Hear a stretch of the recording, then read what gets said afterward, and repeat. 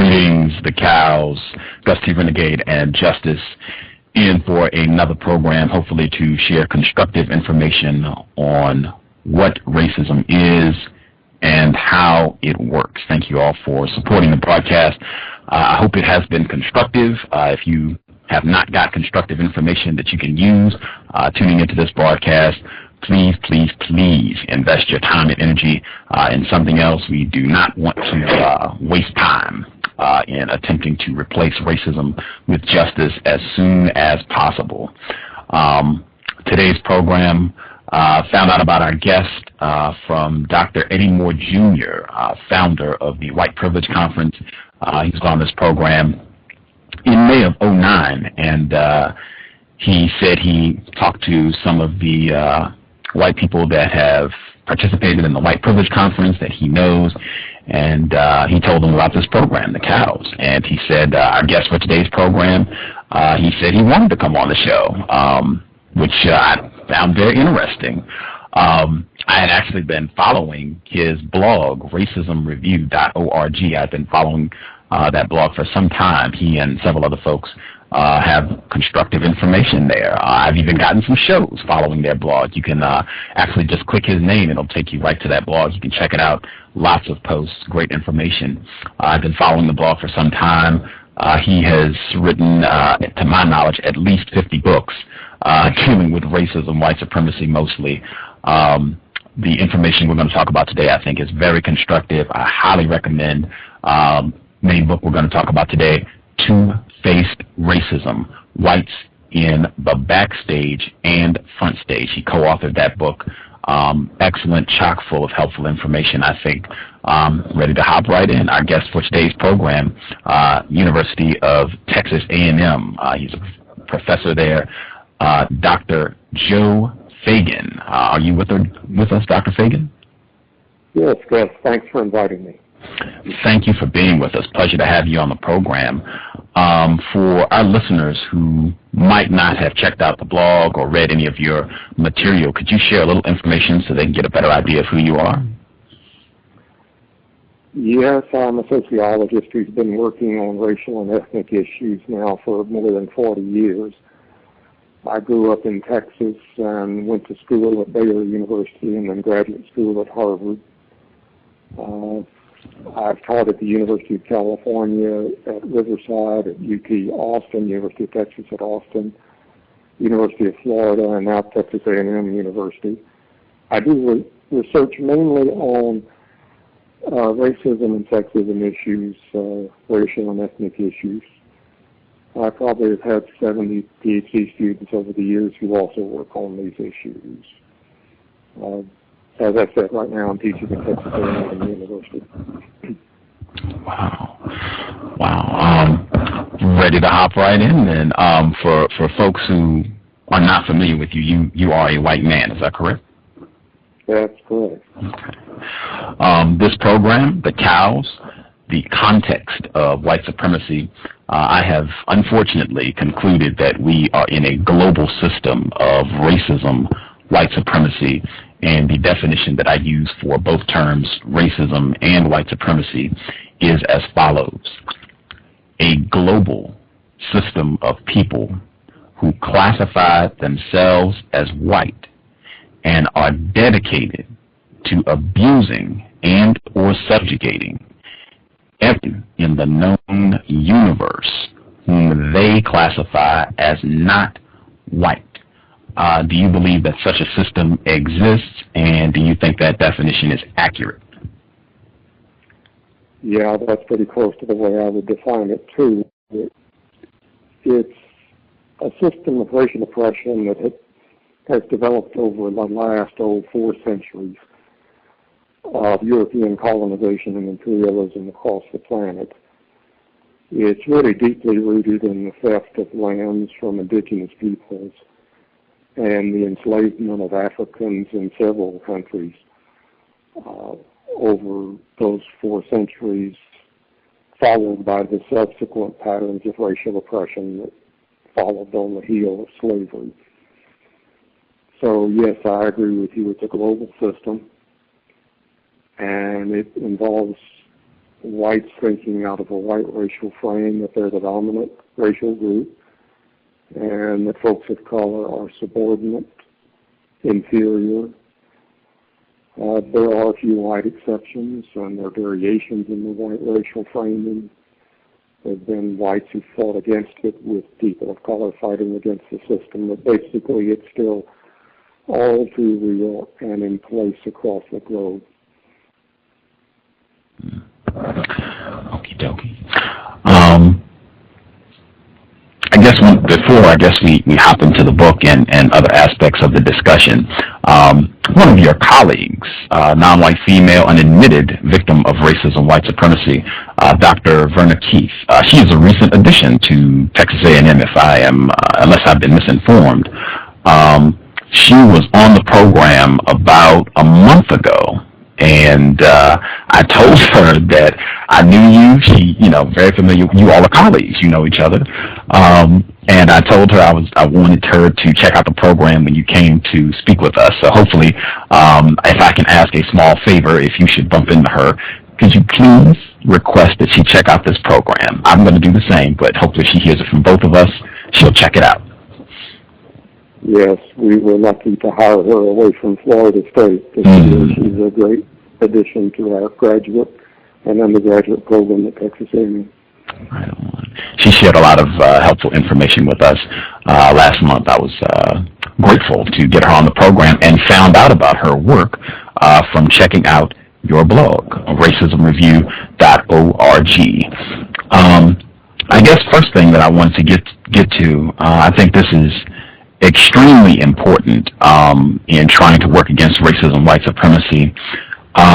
The concept of race. A lot of people that I have come in contact with who say that they are working against racism, white supremacy, they understand that race is a social construct, that it's not biological, but there seems to be a breakdown somewhere along the way where they don't connect that with the understanding that there's no such thing as an Asian race, an African race, a white race, that there is nothing biological to support any of that. All of that is a construct designed that supports the system of racism, white supremacy.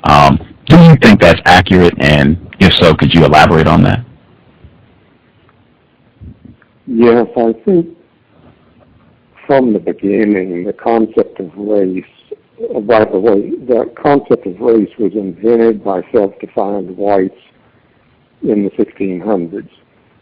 And by the mid to early 1700s, we have a fully developed system of racial oppression, and it's racialized with what I call the white racial frame, a very dominant framework that centers racial groups on the concept of race at the heart of its interpretation.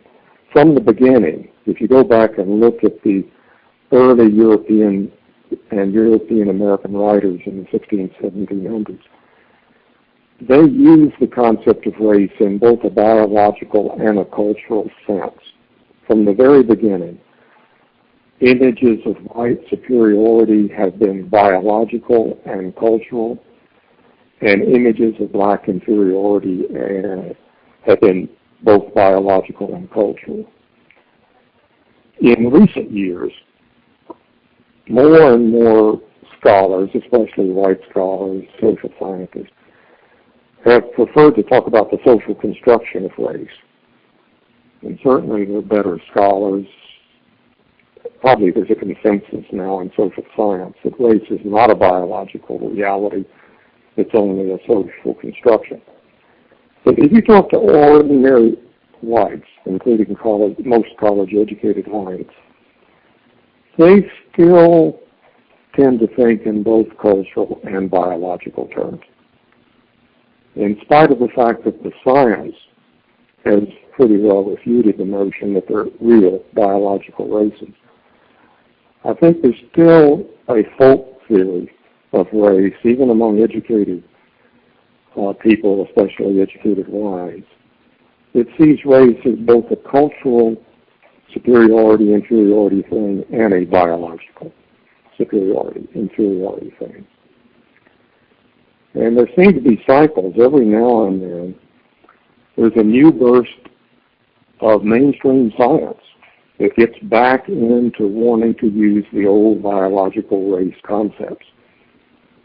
Right now there's a debate in genetics, for example, about whether geneticists should use racial categories as real biological races, or whether they should view them only as social constructions. Unbelievably, that's in the very heart of some genetics and medical research these days. So that idea of biological race, which has been around for at least 400 years, is hard to kill. It just keeps coming back. Well, I wanted to begin there because, as you stated, this seems to be a trend that will pop back up every few decades or so, this notion that there is a biological component to race. And I don't just observe this in white people.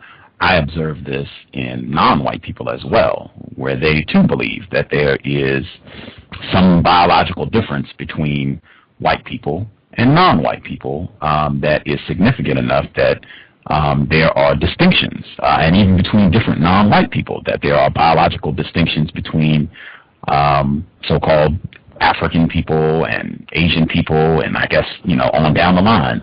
And I really feel like that's a huge impediment to replacing white supremacy with justice. I think as long as people continue to invest in the notion that there is some sort of real biological factor that differentiates people into different groups, that just continues to push and further support racism, white supremacy. Do you think that's true? Yes, I think so. And, the best biological science now makes it quite clear that you can divide up human beings in 1,000 different ways. And to divide them up on the basis of something superficial like skin color is only one of the trivial ways you can divide us up. And the biological research for generations now has demonstrated that most human groups called races overlap by something like 99% of their genetic heritage. And there's just a tiny little bit of variation between groups. Most of the biological variation is within so-called human races, not between them. And the things that differ between them are such superficial stuff. As darkness of skin, that's a pretty superficial human trait. And the remarkable sharings across so-called racial groups too. Some Europeans that have the sickle cell trait, as well as some Africans that have the sickle cell trait. Mm-hmm. So are the Swedes, are they African? Are the Africans Swedish because some of those groups share sickle cell traits? Why don't we divide people up like that? So clearly the racial groups are things that have been established by history. The social constructions come out of historical realities. It's one of those chances of history that relatively light-skinned people, the Europeans, conquered many relatively dark-skinned people across the planet. And then the light-skinned people started using skin color to distinguish between the conquerors and the conquered in their own minds. They started developing the white racial frame. Even the concept of white, the concept of black, the racist epithets, the N-word, the S-word, all the racist epithets, almost all of them, were created by self-defined whites. So when a Latino uses the N-word for a black person, they're operating out of the white racial frame. When a black person uses the S-word for a Latino, they're operating out of the white racial frame. They're using some of the language and material that whites created to rationalize this extensive system of racial oppression that, as you pointed out, is now quite global in its impact. You know, I had a graduate student from Taiwan, Xiaojian Shaw, who interviewed rural Taiwanese in Taiwan when she was one of my graduate students. She interviewed them about their images of African Americans. Now, these are real Taiwanese who've never met or probably never seen an African American. But they had rather negative views of African Americans because they watched hundreds of American movies and DVDs. So that the white-controlled media are circulating the elements of this white racist frame to virtually everybody on the planet. I have another doctoral student, former doctoral student, Nestor Rodriguez, now professor at UT Austin, who told me he's worked with undocumented immigrants coming up from Central America, coming into Houston, other Texas cities. He tells me that frequently these relatively uneducated, undocumented immigrants come in with negative views of African Americans, and they never met or seen one. Because back home in, Nicaragua or Honduras, there's one television set that everybody gets around and they watch American movies. So their view of American history is things like Gone with the Wind.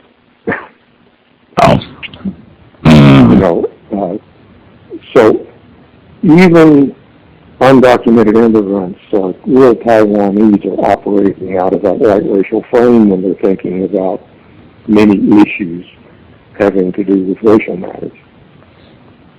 That white framing has been aggressively peddled everywhere, and still is, of course. Wow. I guess, but I wanted to definitely talk about the concept of being white, but I definitely want listeners to think about that, especially non-white listeners, as Dr. Feagin just shared, in terms of non-white people from different areas of the globe, what he calls the white racial frame, using the word nigger and the way that they talk about or perceive black people. I guess my view would be that as long as you're using the concept of race, that is a part of the white supremacist frame, white racial frame. The entire concept of race is a product of the white supremacist frame, and my view is it continues to support that frame. It has no use other than to support the system of racism, white supremacy. I could be incorrect. Please think about it. Just think about what's been shared and do your own research and see what you come up with. I did want to add, well, actually, my co-host, I believe, is here, Justice. She is a non-white female, very much interested in getting information about racism and white supremacy. If you are with us, Justice, your mic is open. If you have some questions you'd like to ask Dr. Feagin, go right ahead.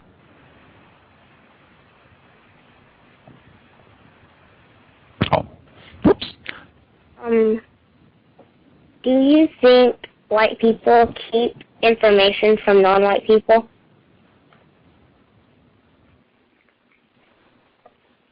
What do you have in what area? What do you have in mind? What are you thinking about? What would be in the? I didn't understand you. Can you repeat it? I can't hear you very well. Do we have a good phone connection? Or? Do you think white people keep information from non-white people? If so, how? Yeah, I think sometimes they do. In the workplace, for example, sometimes black employees or employees of color are not fully informed about what it takes to be promoted, to move up the job ranks in a company or an agency. And sometimes their white fellow employees or white managers will hide information from them that they need to move up in the employment world. I think that happens sometimes.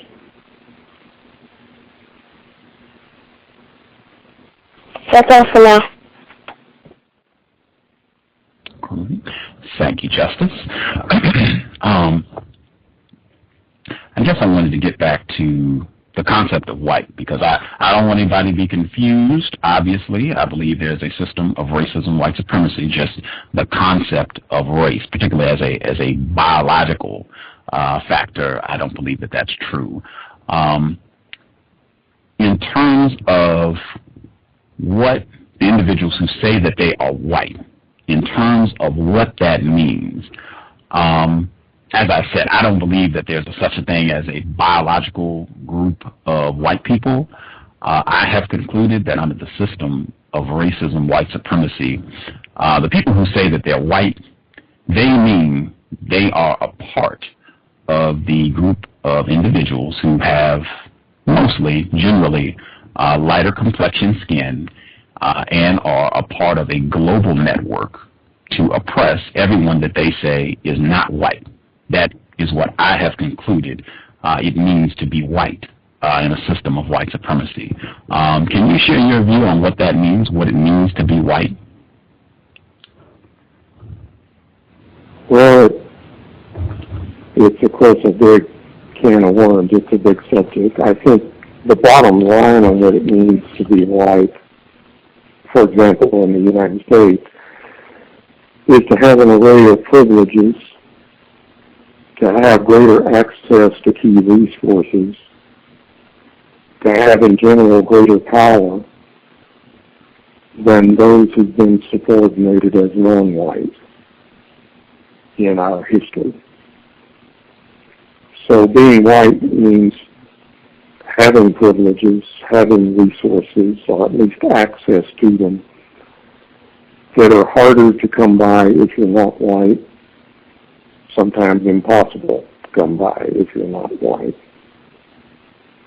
So I think the bottom line is inequality of privileges and power and resources. At the expense of non-white people? Exactly, and it grew and expanded over our history, of course. The history of the United States begins with the theft of land from indigenous peoples, many of whom were killed off in a genocidal or near-genocidal way by the European colonizers. And once the land was secured, those European colonizers pretty quickly, by 1619, started importing Africans to work the land they had taken from Native Americans. So that's kind of the beginning of the American system of racial hierarchy, racial inequality, inequality of privilege and power. Each subsequent generation of self-defined whites inherited power and privilege and opportunities from their ancestors. And subordinated people, people who were used, who were exploited, inherited from their ancestors little or no wealth, little or no resources, much less in the way of privileges and power. It's been 15 generations since European settlers, colonists, is the more accurate term. European colonists first came, the North European colonists first came and started what became the United States. And over those 15 generations, whites have built up across their family generations, on the average, rather substantial wealth, privilege, power, opportunity.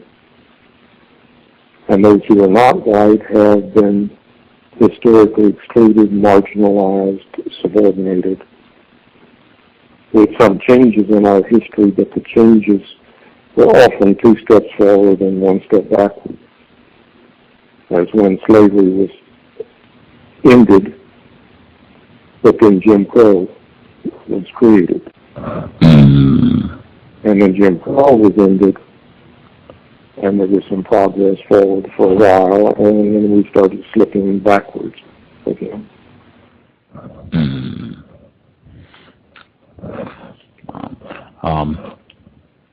That's definitely something I hope, again, particularly non-white people, victims of racism, white supremacy, I hope they will pay attention to that and think on it. I don't want people who are listening to the broadcast to just take the things that I say as gospel. Think about it and come to your own conclusion. With regards to what it means to be white in a system of white supremacy and two-faced racism, and I want to hop more into that in a second, but in that book, it seems pretty explicit, particularly in the what you call the backstage, and we'll break all that down for the listeners, that racists assume that if you are white, you are racist. Do you think that's accurate, and could you share about that? I'm not sure what you're asking. Okay. Could you maybe rephrase that a little bit? Sure. My original statement that racists, they assume that if you are white, you too are racist. And I particularly want non-white people to think about that. I wanted you... Oh, you mean racist whites assume that other whites are just like them? Right. Yes. Yeah. Do you think that's... Yeah, in our data, that's certainly true. And we might want to talk a little bit about, where the data for the book came from, the two-faced racism. But, we had 626 white college students keep diaries for 6 to 12 weeks of racial events they saw in their everyday lives. And one of the things they record is whites getting together, not all of whom know each other, in backstage settings, which is, just settings where there are only whites present, like at a beer party or a dance or something. And in those settings, they'll start telling racist jokes. And the white person who tells a racist joke expects the other whites who are standing around listening not to disagree, not to dissent from that racist joke, but to laugh at it, to chime in with it. And if a person of color should happen to walk into that setting, they expect them too to laugh at the racist joke. But certainly whites expect other whites not to dissent. And in the rare cases where whites do dissent from racist jokes or racist commentaries by friends or relatives, whites will come down hard on their white dissenters with something like, "Oh, I was just joking. Can't you take a joke? There must be something wrong with you. You can't take a joke." So they will tend to turn on the white dissenter and make them the problem. Now, white dissenters are not very common in our accounts, about 1 or 2 out of 100 times. In the student diaries, these college student diaries, only about 1 to 2% of the diaries have a white dissenter, a white person reacting negatively to racist performances or commentaries. It's pretty rare. But when they do, they're targeted and singled out by other whites for the phrase in white America sometimes is a traitor to your race. The whites become white traitors.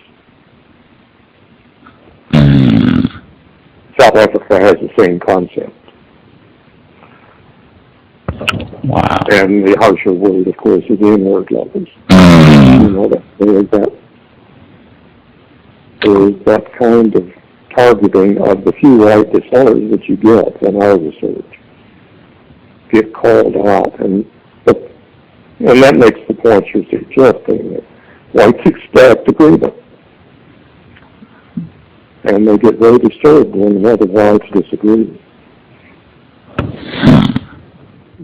Which, as you pointed out, does not happen very often, at least in the data that you collected, that you used for two-faced racism. I believe you said 1% in the incidence of these racist acts.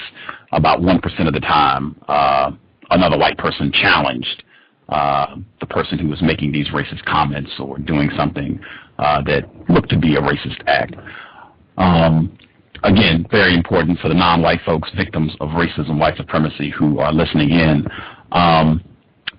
Do you think it would be constructive if non-white people took the same attitude, as long as the system of white supremacy exists, that if the person says that they are white, that they suspected that that white person probably is racist? Do you think that would be constructive and logical, as long as the system of racism, white supremacy exists? I think it's logical to consider most whites to be thinking more or less out of that white racial frame, even if they're trying to disguise it with some of the language of colorblindness. Certainly, part of the counterframing that you get in communities of color, the counterframe to the racist frame, it involves teaching one's children and young people and each other not to trust white people. I think being cautious around whites is a good strategy.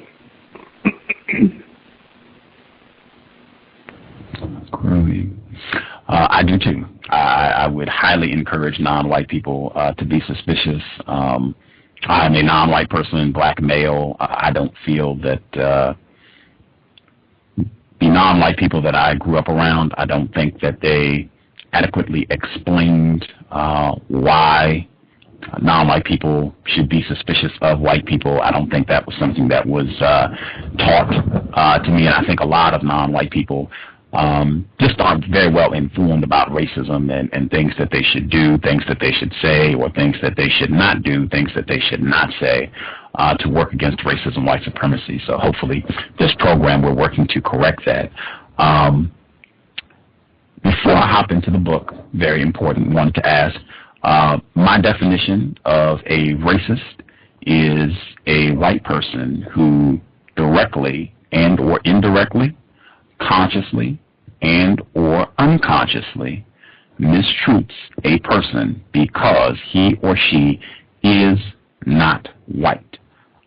Based on that definition, Dr. Feagin, would you classify yourself as a racist based on that definition? Yeah, I think, as I often say, there are only two kinds of whites. They're racists and they're recovering racists. Because all of us who are white in this country are raised to think out of that white racial frame.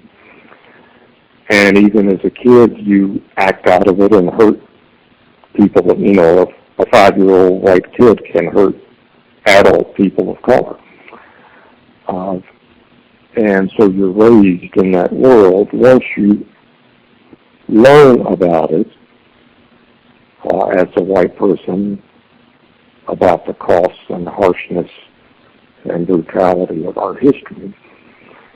And of course, most of us who are white are not taught about that. But once you do learn about it, I think you have a moral obligation to take as much anti-racist action as you can. I don't think any white person can escape that upbringing and that framing entirely, but you can fight against it, you can work against it, you can become one of those 1% of white dissenters. So at least you can become a recovering racist. I think the Alcoholics Anonymous analogy works here. The first step of becoming An anti-racist is understanding that you are racist, that you've been raised that way, that you still operate out of that framework. All you can do is to fight against it. And be a recovering racist, as they say, a recovering alcoholic and a recovering racist. Outstanding. Dr. Feagin, admitted racist. Context of white supremacy. Justice and Gus T Renegade. Justice, I believe she has some questions. If you would like to ask Dr. Feagin a question or three, how many of you have? Go right ahead, please. What do you do around white people who practice racism and white supremacy? Did she say, what do I do? Is that what you said? What do I do? Yes. Well, one thing I do is cage a friend. If they make racist comments, I disagree. Most people have learned about me in advance, so they're careful around me. But when I give lectures and talks across the country, I frequently get racist comments and responses that I have to respond to. And I usually do it pretty strongly and pretty aggressively and try to put the questioner into a framework of knowledge about our racial history. So I try to speak back.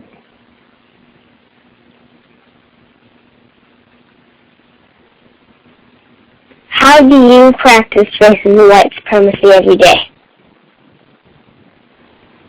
How do I? Excuse me, I didn't quite hear you then. How do you practice racism and white supremacy every day? Well, I try not to. I try to work against it every day as much as I can.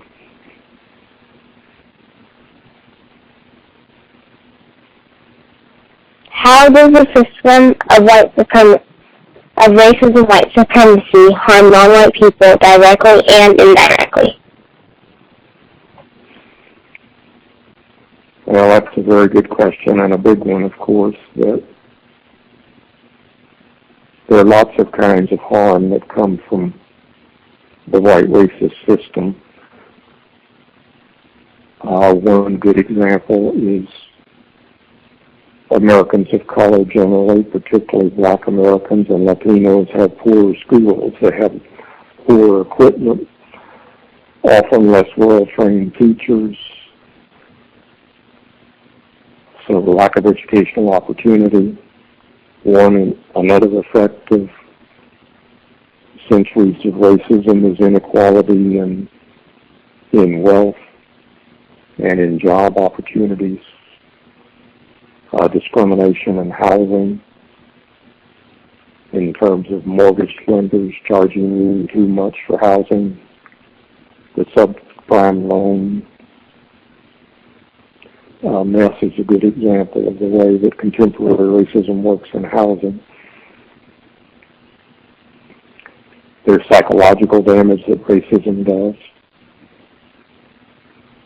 A lot of people of color develop low self-esteem because the racist system tells them that they're inferior again and again and again. So it's a very damaging system, and it's damaging to whites too, because most whites live in an illusion world where they think they're superior. And living an illusion is not healthy. It's mentally unhealthy.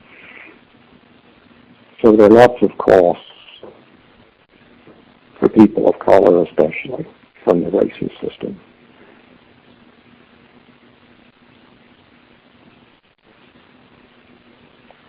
I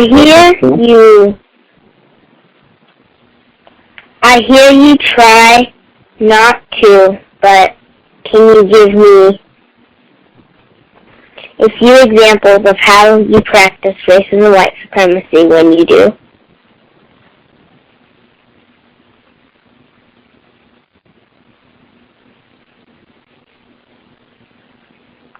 I don't quite understand your question. How do I participate in racism?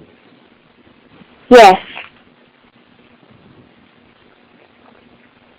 Well, I benefit greatly from the racist system as a white person because I get identified in the system as a white person. If a police officer stops me, for example, whether I want it or not, I get the privilege of being treated better than if I were a black man in this society. So I certainly benefit every day from the racist system of which I'm a part. But like I said, I try to act as much as I can against racism.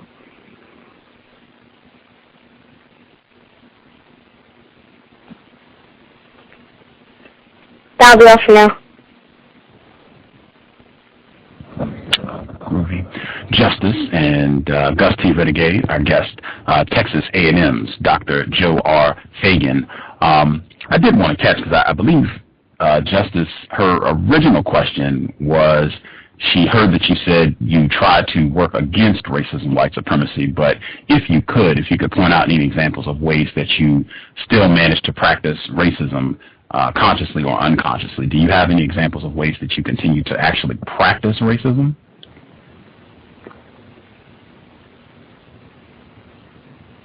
I'm not sure. I'd have to think about that one. I try not to, in my everyday actions, to discriminate against anybody. And because I do research on it, I'm pretty conscious of that process. I do not intentionally discriminate against anyone of color.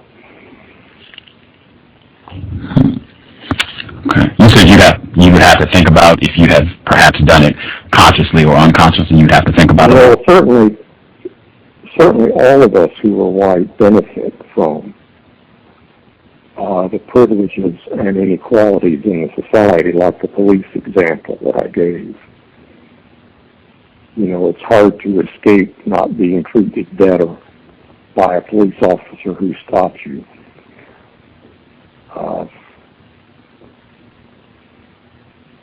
So I think all of us who are white benefit in that sense, participate in the racist system. We get the privileges and power even if we don't want it. Okay. In Two-Faced Racism, very constructive book. I would highly encourage non-white listeners, victims of racism, white supremacy, check this book out if you want to get an in-depth look at what white people talk about when there are no non-white people around. Excellent book. At the very beginning and really throughout this book, one of the things that stood out to me is that you talked about how, yes, racism and white people making racist comments or doing racist things against all non-white people, but the core of this was aggressively anti-black. You said that, and I believe you said that you ended up with about 1,000, or I think you said earlier about 600 college students, but there ended up being thousands of pages of these journal entries from these white students who were just keeping a log of different racist episodes that they had, that about 75% of these incidents involved racist comments or acts directed at black people specifically. And I believe in the book, either you or your co-author, Leslie Pica, indicated that you all were even surprised at the number of times the word nigger came up in these journals. Can you talk about this aggressively anti-black sentiment that you saw in the research?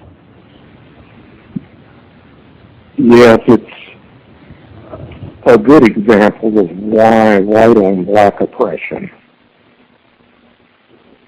has been so much more central to North American development than oppression of other people of color. You know, there is some discussion among non-black people of color, including scholars and leaders, about black Americans and the so-called black-white binary getting too much attention. And much of that discussion does not consider or relate to the fact that whites have put white on black oppression and their conceptions of whites and blacks at the very center of this society, at the center of the white framing. The reason that there's so much more discussion and focus on black Americans is because whites who have that power and privilege we were talking about before have made it so. And some of the discussion from scholars and leaders of color who are not black seem to be implying that black Americans control that discourse and reality, but they don't. Whites have controlled that reality. And to get back to the question about the diaries, student diaries, even in Rocky Mountain states, where there are very few African Americans, white college students get together and tell racist jokes. 3/4 of them will be anti-black jokes. So anti-black jokes, anti-black commentaries are common among white college students in all regions of the country, no matter what the black population is. And that's because the white on black or anti-black imagery and stereotypes and prejudices and images are at the heart of the white racial frame and have been for 400 years.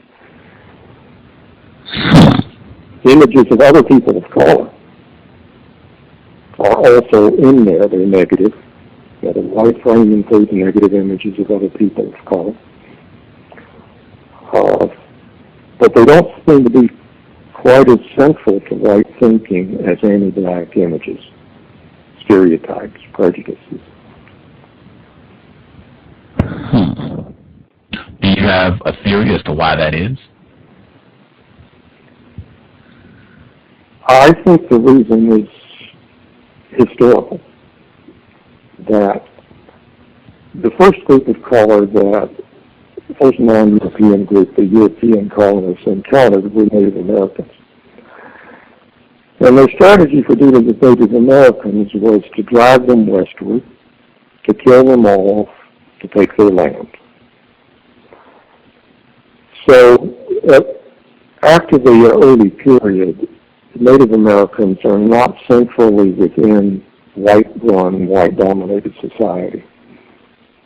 Africans are brought in as labor into the very heart of the white-run economy and society, and have been central to the development of white wealth and the United States development, in fact, from the 1600s. Other groups of color, like Latinos, don't really come into the white-run economy and politics, political and economic system in significant numbers until the 1840s. Asians don't come in until the 1850s. So this white-run system and the white framing backing it up are already in place for 2 centuries before most other people of color are brought into the system. And by that time, the white frame is fully developed in regard to African Americans. So I think it has to do with the depth of the anti-black framing, the fact that it started early. It's been in place for a much longer period than, say, anti-Mexican or anti-Chinese American sentiment. That's my theory, anyway, that it has to do with longer time, deeper oppression, longer history, greater centrality of black Americans. It also probably has to do with black resistance. You know, the very concepts of freedom and liberty in this country have been shaped by black resistance to white oppression. And that, of course, makes blacks ever more central to white thinking. because they played a more central role in slave rebellions or the civil rights movement that actually reshaped this country into a more progressive direction. So I think it has to do with that intimate history of white and black Americans. It's much longer and deeper, I guess.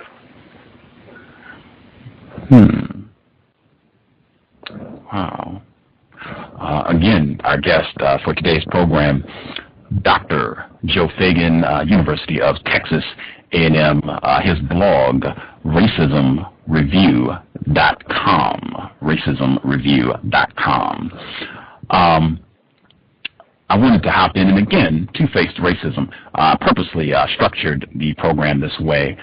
This book, basically, Dr. Feagin and the co-author of this book, they went through research of hundreds of white college students across the country from lots of different regions, and they basically journal entries of different episodes that they had involving racism.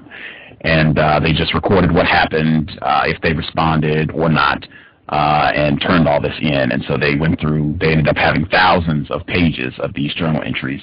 And they just go through and analyze what's written and talk about racism, white supremacy through these journal entries. One of the things that I found incredibly insightful about two-faced racism, whites in the Backstage and Frontstage, racist jokes.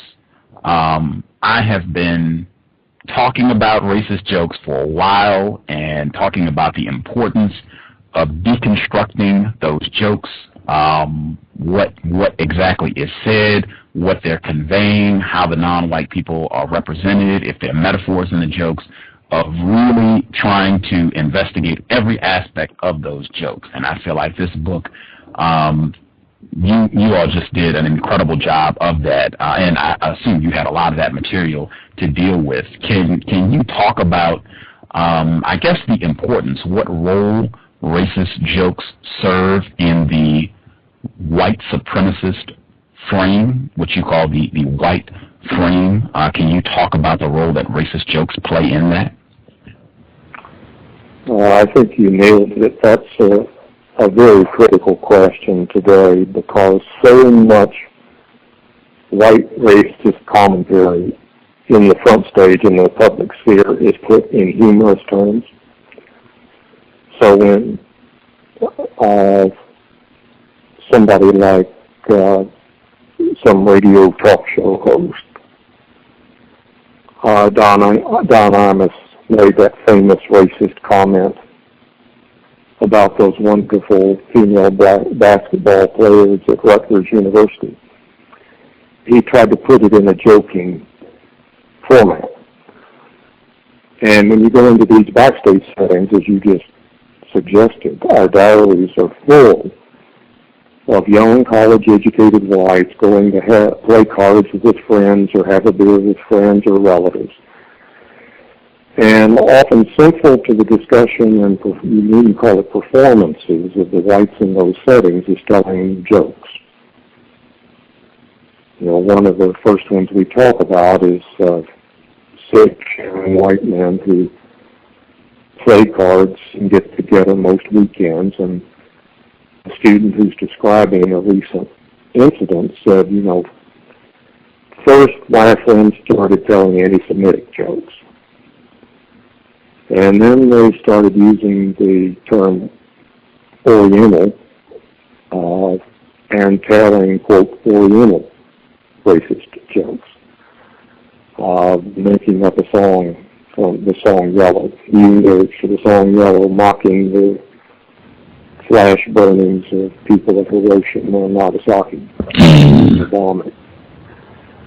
And then they went from that. Some guy in the group decided he'd make a Hallmark greeting card, and on the front was kittens and lace, and on the inside it said, "You an N-word." And then they started making racist jokes about Mexicans driving a little louder cars so they could put lettuce at the same time.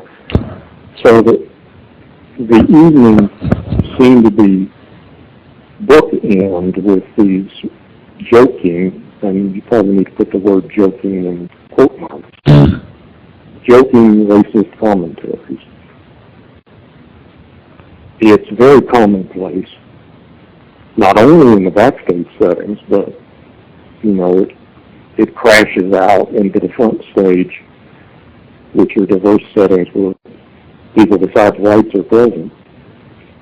It frequently crashes in the front stage, and then whites try to put this laughing, oh, I was just joking, I didn't mean it, I was just joking, kind of framing of it. So I think your question is a critical, central one. Why do we do this? You know, why do people, especially white people, put these jokes in, put their racist commentaries into a joking framework? And I suppose there's several theories. Sigmund Freud, going back 100 years ago, you know, Sigmund Freud's theory about joking was it was a way for people to do socially incorrect, impolite, improper, nasty stuff. It was a way to do that in public that was somewhat legitimated because it was said in a joking framework. It's kind of a way, Freud argued, to get the seamy side out in front, where how you really thought about things out in front, out in public, and to excuse it as joking. That is, it's not really serious. And I think there's some truth to that. You know, that's one reason that whites do racist joking. It's a way to let out the way you really feel and to give you a backdoor way out. If somebody calls you on it, which again is fairly rare in white backstages, but if somebody does call you on it in the front stage or the backstage, you've got that bailout. You've got the parachute, right? The parachute says, oh, I was just joking. And then I can throw it back on you. Can't you take a joke? It's your problem, not mine. So I think it's, you know, it's partly a way to get the way you really think out in a legitimate way. It's a way of giving you a parachute, a way to bail out if you get called on it. I think those are two major reasons for it.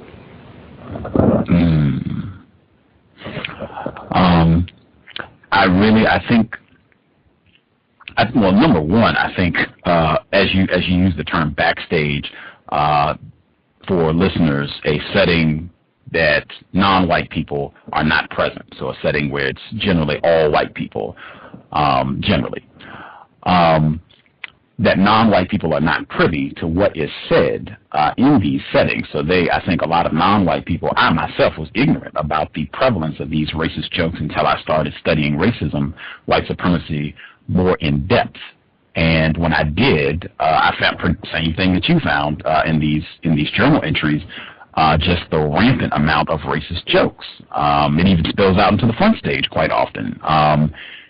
Just this week, I just read in the paper, Walt Baker, a white person suspected racist. He sent some emails comparing First Lady Michelle Obama to a monkey, which hits exactly another aspect of these racist jokes that you talk about in Two-Faced Racism, how these racist jokes serve as a binder. They serve as an educational tool for white people to learn about racism, white supremacy, and how non-white people are thought of, and they end up being a carrier of this white supremacist racial frame, the white racial frame, as you call it.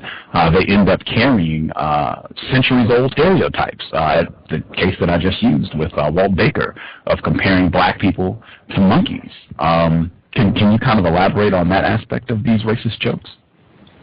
Yeah, you're certainly right. That's one of the things that happens, and we see it in our diaries too, is the backstage can easily become a front stage.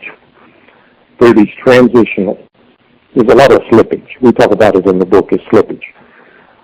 So that you get somebody like that, what was he, head of hospitality or something in Tennessee? Yes, sir. The irony of that. But he thought he was in a backstage, right? But when the emails came into the Frontstage, that frequently happens. Whites think they're in a safe backstage.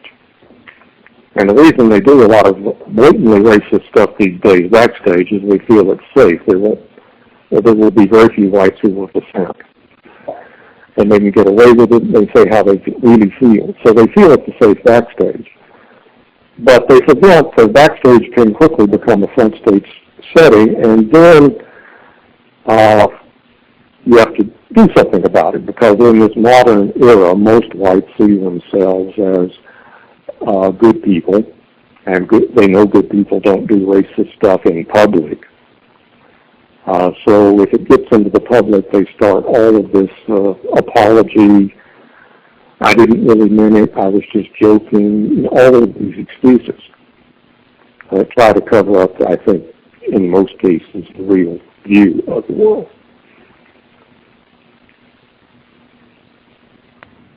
Wow. I feel like I could stay on the racist jokes for a long time, because I feel like there's so much material there. I have learned a ton. I'll share one racist joke before I move on. One, and I didn't even get this from the book. I've heard this from other white people, and I've heard this one repeatedly, where they said, what do you call a white person with 10 other black people? And they said, quarterback. And they said, what do you call a white person with 50 other black people? And they said, captain. And I said, what do you call a white person with 500 other black people? Warden. And I just thought it was incredible, because it revealed not only the limited ways that black people can be seen: athletes, soldier, prisoner. Very limited and all pretty much degrading. But it also revealed that white people, you're supposed to be in charge. You are supposed to be controlling, ordering around, in power over non-white people, in this case black people specifically. Regardless of what the setting is, you are supposed to be in charge. And I felt, and that's done in a joking manner, which, and again, I'm a black person, so, me hearing this, it even, to me, it gives the strong impression that practicing racism is an enjoyable, fun thing for white people, because a lot of these jokes, they get very violent, even joking about lynchings and that sort of thing. It gives the impression that racism is entertaining for white people. Do you want to comment on that? I think you're exactly right, and we need a lot more discussion at the points you just made. I haven't even seen any good research on it in social science work, on serious critical social science work on racial issues. Does not get into what you just nailed down, I think. You can look at the diaries in our Two-Faced Racism book, and the students almost never joke about whites. That kind of makes your point in another way, right? Mm-hmm. There aren't thousands of jokes about, especially North European whites. There are a few anti-Italian jokes, Southern and Eastern European jokes, but there's such a small percentage of all the stereotyped and racist jokes. And virtually none about kind of mainstream, middle-class, North European whites, racial jokes about those groups. And nobody studied this, but from my many interviews and my students' interviews with people of color, there don't seem to be these lists of anti-white jokes even in communities of color.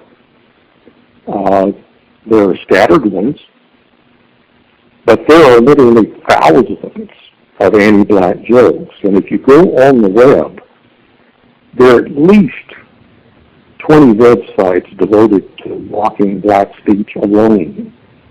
these mocking anti-Ebonics type joking websites. And there's even one in Russia that does mocking anti-black dialogue and joking. You said one in Russia? In Russian. Wow. What? That makes your original point about the globalization of racism, right? Why would people in Russia, oh, by the way, some of the graffiti in Moscow, when the Russians who are Slavic were fighting the Chechens, who are the original Caucasians. Remember when the Russians were fighting the Chechens? Yes. There was graffiti in Moscow using the N-word. The Slavic Russians would use the N-word, our English N-word for the Chechens. It has become a universal derogatory epithet, in that globalization of racism you're talking about.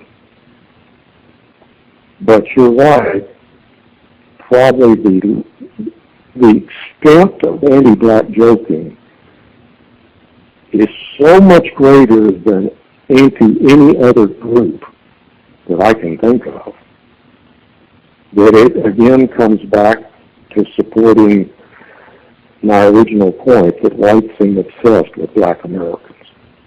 That's why they're central. Black Americans are central to that white racial frame. One sign of that is this racist joking.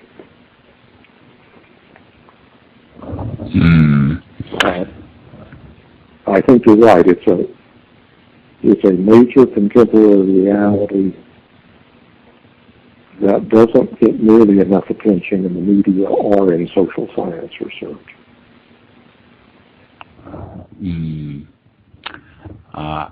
Gus, I would love to do research on the jokes, and I've been talking about this for a year. I said the only problem is I am a black person. I don't have access to the Backstage so that I can go and just write all these jokes down, and then I can go back and think on my own. I would need help. I would need some white people to just go and take a recorder or do the journal thing to give me the information so then I can go through it. If I find a white person or some white people who are willing, I would be more than happy to do some more research on this. But yeah, I would need some help. Justice, if you Unfortunately, if you wouldn't mind me adding one thing, the internet for many whites has kind of become a backstage. So some of these anti-black websites, which would not have access to until the internet was invented, are a place where you can go see whites doing this racist stuff, which they think they're only doing for themselves. It's astonishing how some parts of the internet have become a kind of backstage for whites, like some of the Facebook pages that became scandals once they got some public attention. The people doing the Facebook page, like there was the group that had President Obama hung by his neck. Wow. On a Facebook page. Wow. They thought they were joking among themselves. So I agree with you. It's hard for you to know what's going on in the backstage, but unfortunately, the web is opening up some of that backstage to public view, and it's pretty ugly. I hadn't even thought about that. I will do some work on that to see if I can just go peruse some of these websites and pick out the jokes from there and the commentary. Excellent advice. Justice, if you're there and you have some questions for Dr. Feagin, go right ahead.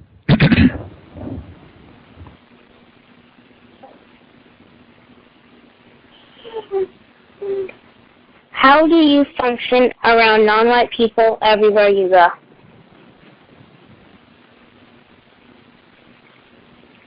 I try to treat non-white people like I want to be treated myself. I think that's the ultimate anti-racist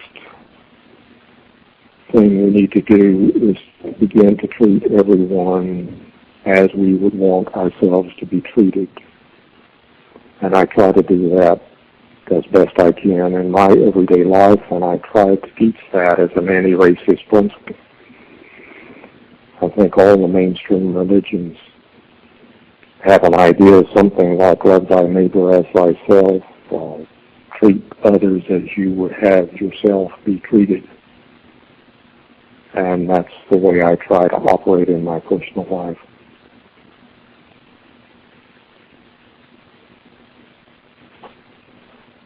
Who teaches you how to practice race and white supremacy every day? I didn't quite understand the last part. Please repeat it. Who teaches you how to practice racism and white supremacy?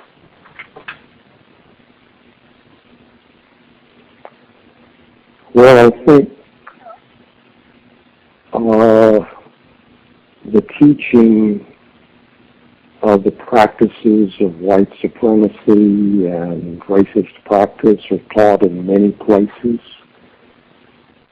by many people. I and others are taught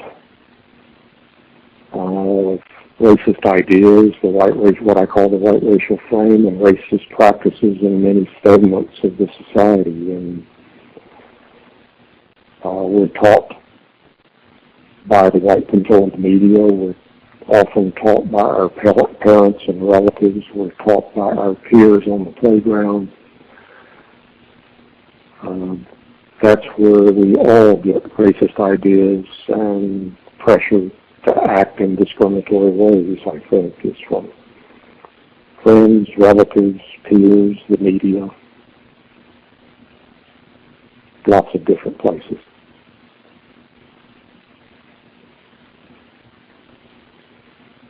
Who do you know that practices racism and white supremacy better than you?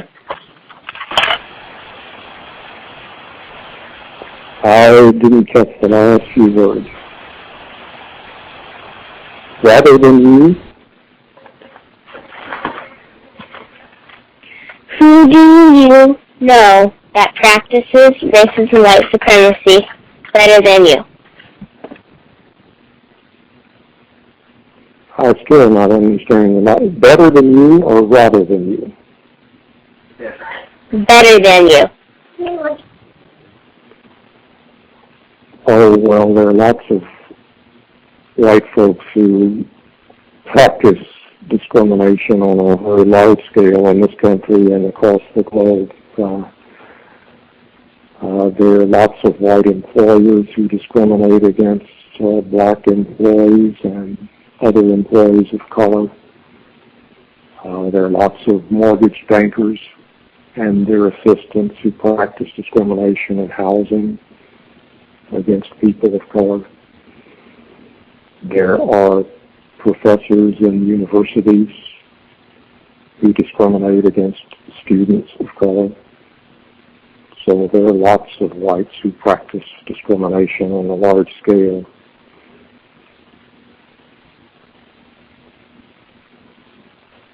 Okay, that'll be all for now. Context of white supremacy. I have several other questions. I want to also make sure I can get some time for our listeners to get to the phone lines. One of the folks, they just typed the question in. If you don't mind me asking, sir, they just were curious as to what your age is, if you don't mind me asking, Dr. Feagin. 71. 71. There you go, for our listener. Another one of the big things, and again, two-faced racism, whites in the Backstage and Frontstage. 2 thumbs up from Gus T Renegade. Excellent, excellent book. Another thing that jumped out at me, you talked about, excuse me, these elaborate codes that white people refine and produce to talk about racism, both Backstage and Frontstage when they are even around other non-white people so that they can talk about racism unbeknownst to the non-white people that are present. And you talked about how this is especially developed in restaurant settings. I know I have a lot of non-white people, they work in the restaurant industry. Can you talk about some of these elaborate codes that have been developed, what the purpose for these codes is, and how they operate, particularly in restaurant settings? Yes, Leslie Pickup, my co-author on the book, has worked as a waitress in many restaurants as a young white female.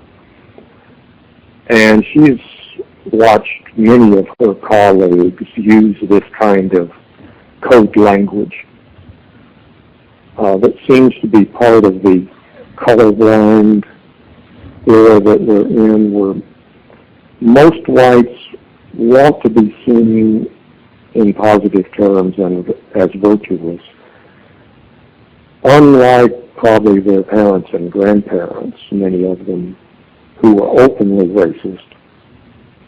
In public, at least, many whites today want to be seen as colorblind and not racist. They know being racist is a bad thing.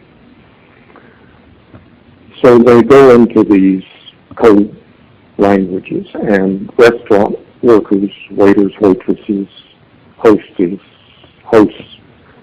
and hostesses often use language like, well, the Canadians are coming, which means black clients or customers. Or they'll use this kind of code language to kind of disguise what they're really thinking again, like somewhat like the joking. You know, you try to legitimate racist commentaries by putting it in other language or in another kind of framework by using that kind of terminology as, well, it's getting awfully dark in here, which means there are too many black customers in a certain section. Or you'll yell back to the cook that, don't be in a hurry to fix the meal for the Canadians.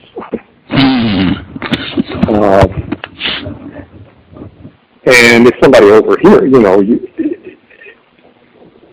you use the code word, because if somebody overhears you and doesn't know what the code words mean, they'll think you're just silly.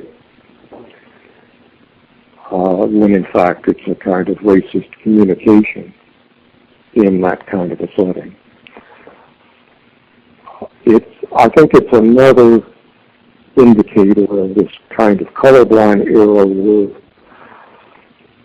many, if not most whites, still want to practice a kind of open, blatant racism, still want to think in those terms, but need to disguise it because of the kind of colorblind veneer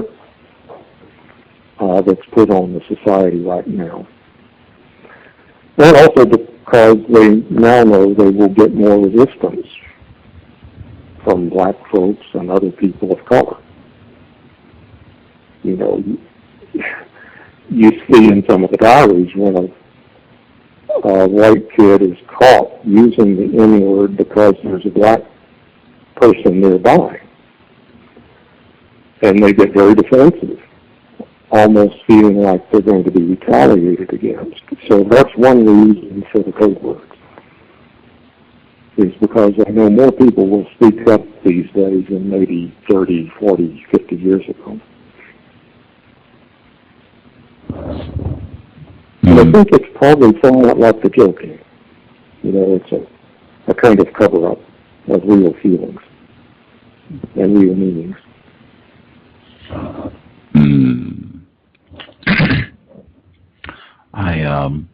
Again, there's lots of this information in the book, Two-Faced Racism. I'm not going to explain these. I'm just throwing these out so you can read the book and see where these pop up. One is moon crickets. That was one of the terms. And the other, squiggers. Squiggers. read the book and you'll see those terms pop up. I mean, it is kind of funny, but I mean, it's not really, because this is racism, white supremacy. And I looked at this and I said, to me, this represents really an incredible amount of refinement in how white people speak about racism, white supremacy. And it really, the core of this seemed to be, I think you pretty much just said it, about being able to be racist without being detected or thought of as being racist, which I think that's the new colorblind era, where I'm racist, but nobody thinks I'm a racist. Do you think that's accurate? Do you think that's an accurate description of the current stage of racism, white supremacy? Yes, I think so. The only qualification I would make is that this is a new variation on a very old perspective. You know, we've talked about that white racial frame before. A big part of the white racial frame is the racist framing of people of color. There's an anti-black subframe, an anti-Latino subframe, an anti-Asian subframe. But as central as any of those to the white racial frame is a pro-white, white supremacist subframe. And that white frame, that white subframe in the white racial frame, has from the beginning seen white people in positive terms, as superior, morally superior, biologically superior, superior in terms of hard work, in terms of intelligence. Those ideas have been there from the 1600s, you know, from the early settlement of North America by Europeans to the present day. And I think the colorblind, at the heart of that white framing of white people is white people are virtuous. You know, it's a positive framing of whites, as one scholar put it, virtuous republicans with a small r. You see it in Jefferson, you see it in Washington, you see it in their writings and letters, that we are the virtuous Americans. And I think this contemporary colorblind stuff,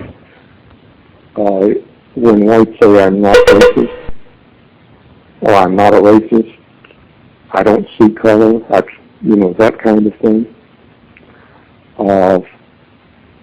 is part of that historical framing of white people as virtuous. And people of color as thus unworthy and unvirtuous. So it's like when, remember Michael Richards? Oh, yes, sir. Yes, sir.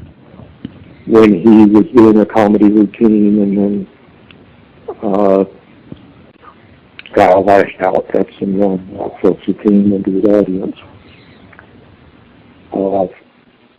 And then afterwards, he went into this, no, I'm not racist, I don't think in racist terms, somehow that just came out.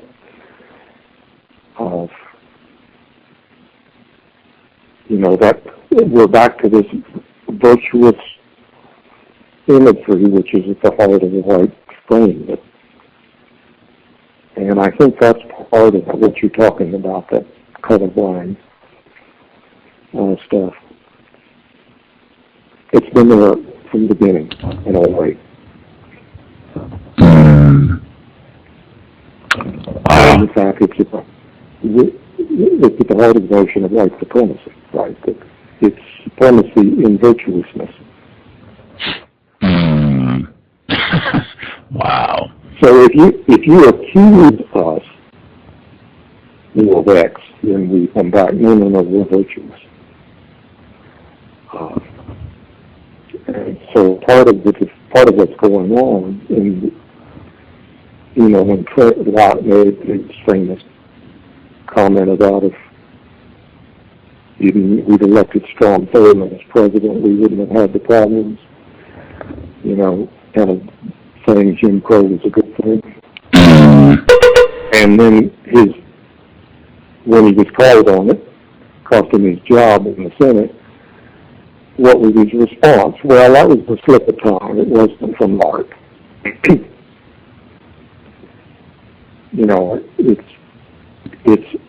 I'm virtuous. I could not possibly have been racist. Wow.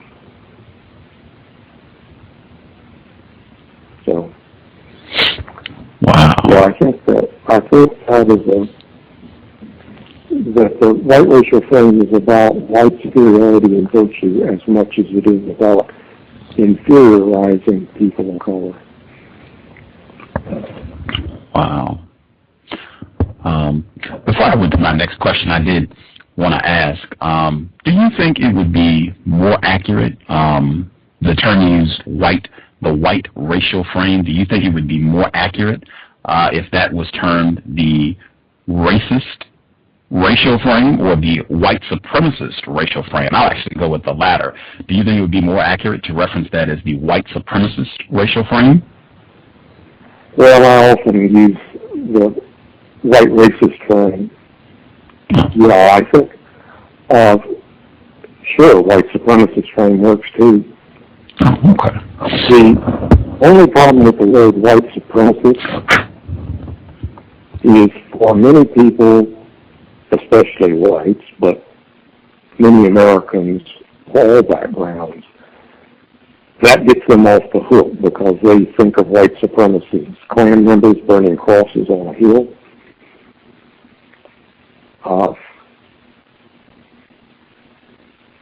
So I think something like white racist frame will get a few more people listen to you at least. But you're right, it's essentially the same thing. Okay. Yeah, I agree. I do agree that I think a lot of people, the term white supremacists, they do think of the Klan or skinheads, things of that nature. But I think a lot of that can be diffused with definitions, just giving definitions for what you mean when you use those terms.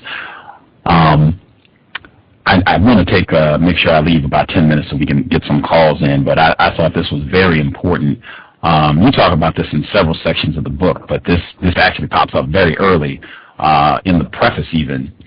You said that the white racist frame has been so pervasive for several centuries that even those oppressed by it have to resist its planting in their own heads and inclinations, as they too are substantially socialized within a systemically racist society. The last broadcast that we did, we had a non-white male, Dr. Ashanti, and he wrote a book about how non-white people have been brainwashed. That was the term that he used, and he defined the term on the program, have been brainwashed, conditioned under the system of racism, white supremacy, to identify with whites and to have the same white racist frame that white people are conditioned, even in terms of how they see other non-white people. How do you see that operating amongst non-white people in terms of our thought, speech, and action? Well, we talked about it a little bit earlier. It's like when Latinos use the N-word, Black Americans use the S-word. Those epithets, those racist epithets, and racist epithets carry their own little frames with them, little frames with them. Those were invented by whites, and are part of white racist training that goes back, in the case of Black Americans, 400 years, in the case of Latinos, 100. So, and these things are drilled into everybody's heads, even in Taiwan or in, rural Central America, by American movies, speeches, television, media. They're certainly drilled into every American's head, whether you're white, black, Latino, Asian, Middle Eastern, Native American, most of us watch at least some of the same television and internet sites and read similar newspapers, so we're all getting hit, and most of these are what run, by whites who think, at least in the backstage, in aggressively racist terms. So you get this stuff in the media from so many sources, even if you're not white. You just get heavy doses of black people are this or that, or Mexican immigrants are this or that. And the Mexican immigrants and the black Americans don't get equal time to counter that racist imagery. So most of the imagery of people of color in the everyday rounds of people of color, most may be too strong, but much of the imagery in their everyday rounds is anti-themselves, right? So they have to struggle against it and fight against it. I talk about, in a book I did called The White Racial Frame, I talk about counterframes, and we talked about that a little bit before. I think African Americans, you were raising the question, well, not everybody gets much counterframe instruction in the black community, but I think black Americans have historically developed the strongest counterframe, the white racist frame. Other groups of color often have somewhat weaker counterframes. But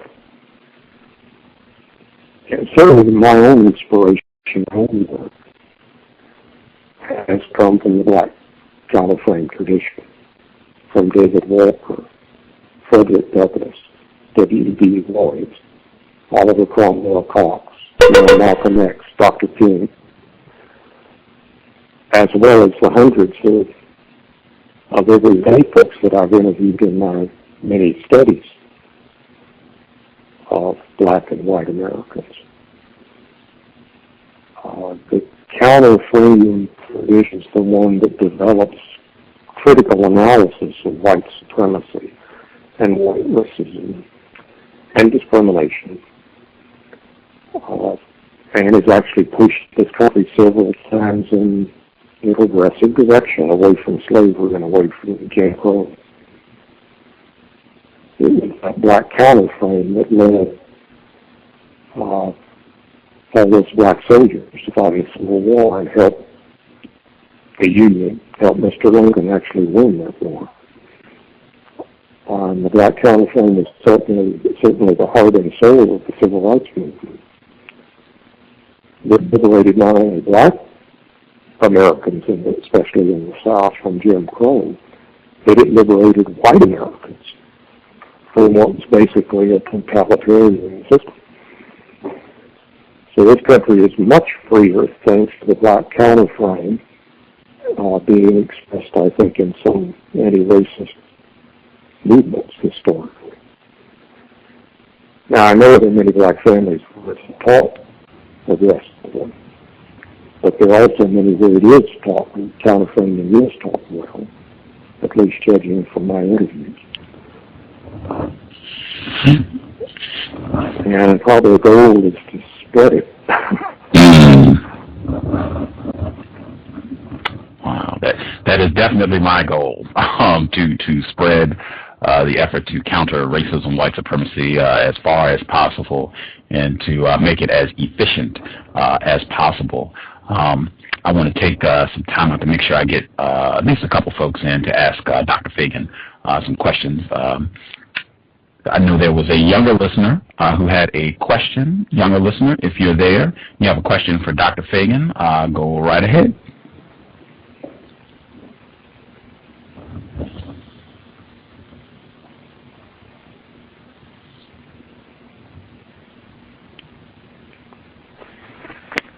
Hi.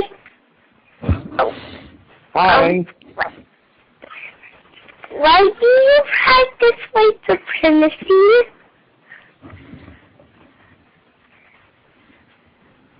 Honey, I couldn't quite understand you. What's the first part of your question? Why do you practice white supremacy?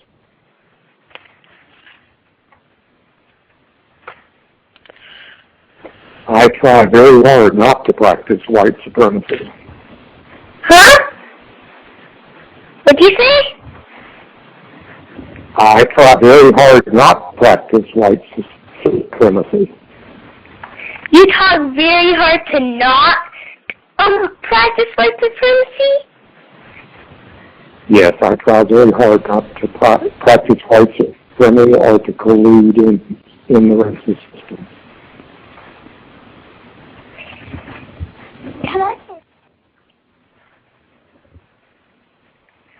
So what do you say?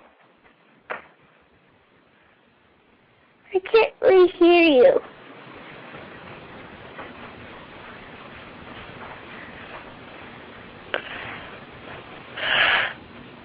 Did you have a question?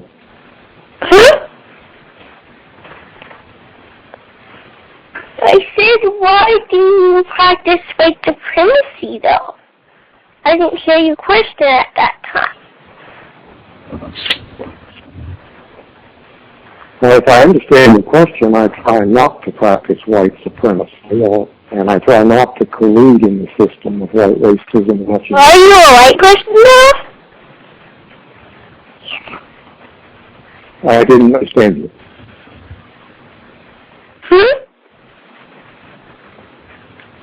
I try to fight against, I try to fight against you a white person? White racism.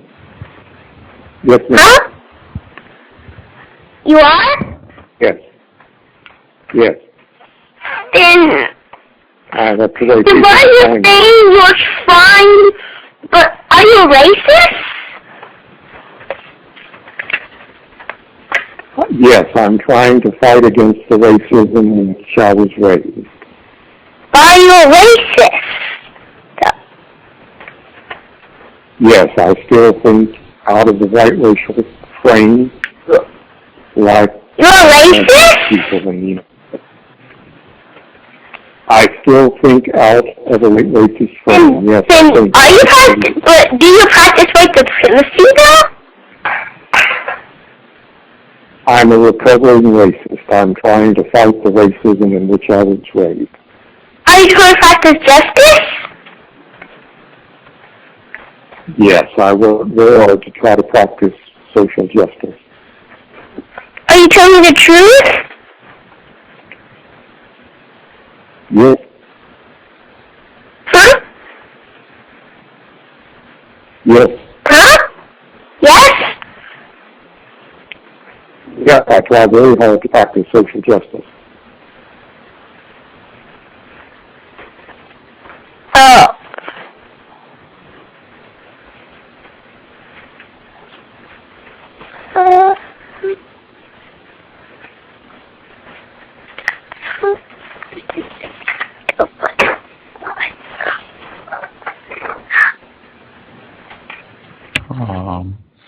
Not sure. Might.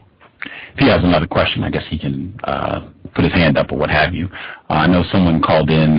They have a 111. That's what your number is showing up as, 111. If you have a question for Dr. Feagin, go right ahead. I do have a question. How are you doing? Intensely victimized. I do have a couple questions for Dr. Feagin. The first question is, Dr. Feagin, when you heard of the victim's show, what exactly was it that made you want to be on his show?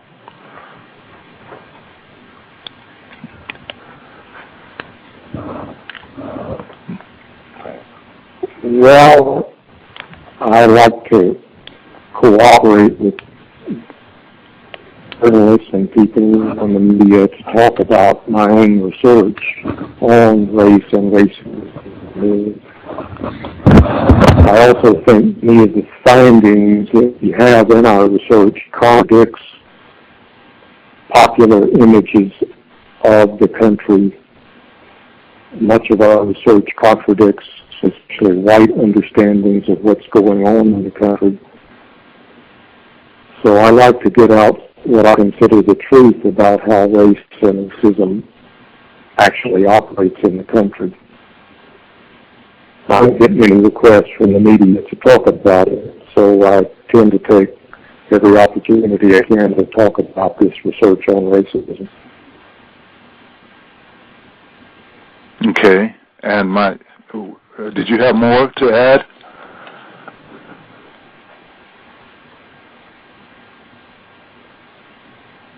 Yes, was there a second question? Yes, the second question is, I've been told by a certain non-white person that biologically speaking, white people want to know, and they work very hard to know everything about the why and the how and the what and the where about everything, even down to knowing the inside of a gnat's backside or bottom and how it works. So as regards, this is regarding Justice's initial question in terms of white people keeping information from non-white people.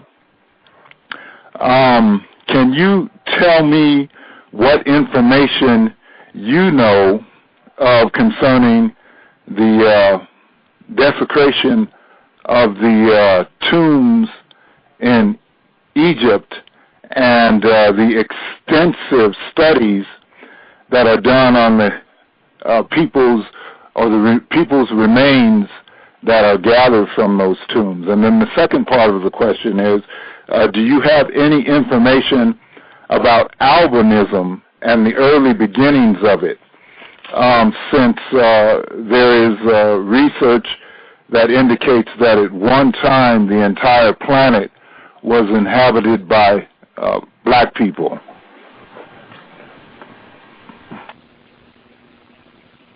Yeah, I am not an expert, and I'm not really very well informed on Egypt.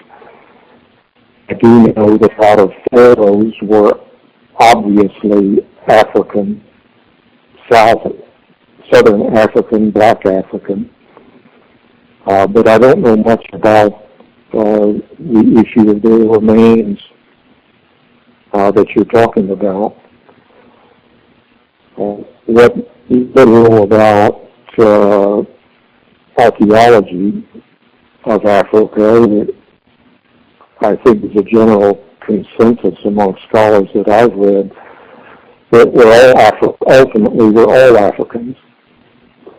We're all 50th cousins of one another because the original human beings, Homo sapiens, came out of Southern Africa, Sub-Saharan Africa. But I'm not very well informed about the issues you're talking about.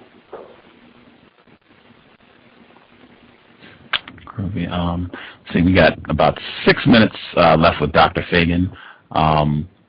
916, if you have a question for Dr. Feagin, 916. Greetings, Gus and Justice. Greetings, sir. Yes, I do have a question for Dr. Feagin. So thank you for coming on the C.O.W.S. I had a question for you, sir. You mentioned the term recovering races. I'm confused by that term because typically when I hear the word recovering, it's referring to either a drug addict or someone that's been grievously wounded and is maybe in intensive care, recovering from their wounds. So can you please explain to me how you're defining recovering races? Yeah, that's a good question. Using recovering in that way is a very loose metaphor, and I got the metaphor from the 12-step program of Alcoholics Anonymous.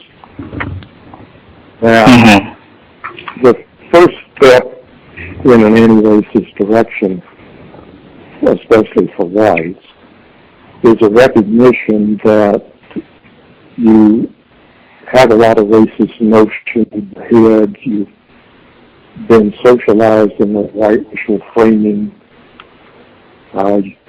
Your parents, your peers, your friends, other relatives, the media have aggressively socialized with that white racist framing in the society. And the first step in the direction of recovery is to recognize that that racism has been drilled in your head, and that you are a beneficiary of the power and privileges of a racist society. In white America, that is an important first step, I think. It's only the first step, but it's an important first step. Further steps involve becoming accurately informed about America's racist history, as well as about Europeans more generally, racist history. It's also about participating actively in anti-racist actions and activities and organizations to work against patterns of discrimination against people of color in this country and abroad. So I think you're right, it's kind of a loose metaphor, recovery, and this may not be perfectly accurate. It does mean that the first step toward dealing with racism for whites is to recognize that we're raised in a racist society, we operate out of a racist frame, and we need to work to counter that racist framing.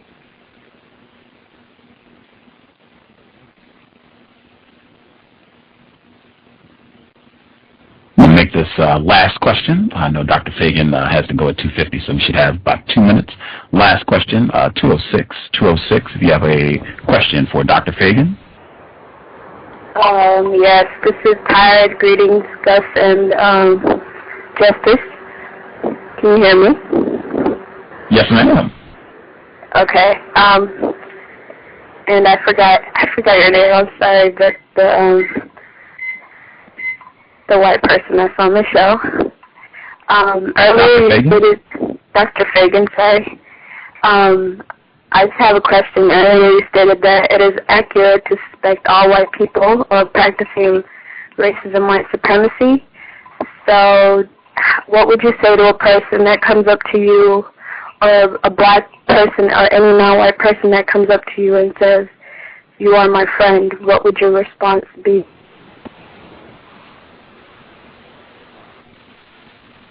My response would be, I want to be your friend.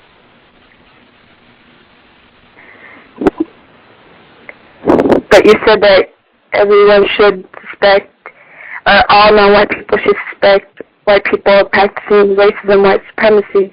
Can one also be a friend at the same time suspect? Or what's your definition of friend then? Yes. In the real world, the complicated world, and in order to reach across racial divides, you have to take risks and you have to be cautious.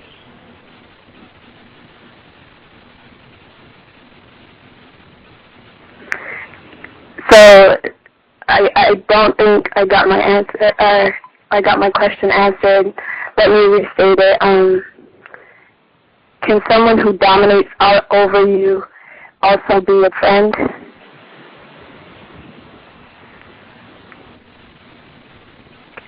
I think someone who is trying to break down their own racist practices and thinking can be a partial friend. It depends on how you define friend. Okay, what's your definition of friend? Friend would be someone that's cooperating. So you could certainly be a partial friend or a whole friend and cooperate with others in a struggle against racism. You don't have to agree on everything, but you can certainly struggle. I'm sorry, I didn't hear the beginning. What is the definition of friend? I don't want to get into detailed discussion of what a friend is, but you can certainly work with other people. But what's the definition of it? You don't agree. I think one definition of friend would be someone you can work with together toward a common goal. And I think you can work together with others of different racial and ethnic backgrounds toward anti-racist goals, even when you don't agree completely.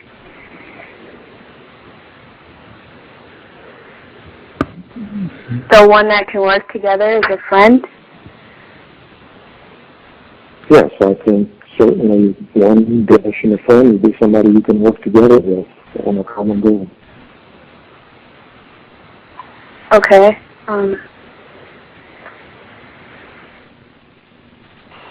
That's questions. I have an additional question, but don't want to hold up other people. Gus? Oh, no problem. Thank you for calling in, Tired Victim. You can have the title back today. I'm a little more rejuvenated today. Dr. Feagin, I know you have time obligations. I definitely, you have written 50 books, so I definitely would love to have you back on the program because a lot of people have called and they have questions and stuff. We can pick another book and perhaps have you back on the program soon, hopefully, if your schedule will allow. Okay. Well, thanks for inviting me. Thank you. Good question. Thank you for sharing some of your Saturday afternoon with us. I will definitely be in touch. Again, I highly recommend folks get a copy of Two-Faced Racism. Go to the library. Excellent book, very informative. And check out his blog, racismreview.com. Dr. Joe R. Feagin, University of Texas A&M. Thank you so much, and I will definitely be in touch with you soon, sir. Thank you.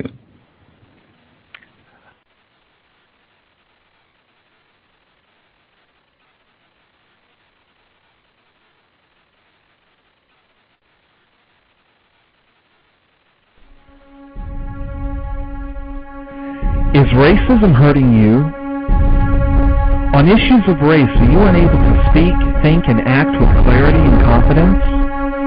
Are you tired of laughing when nothing is funny, smiling when you are not happy, agreeing when you really disagree?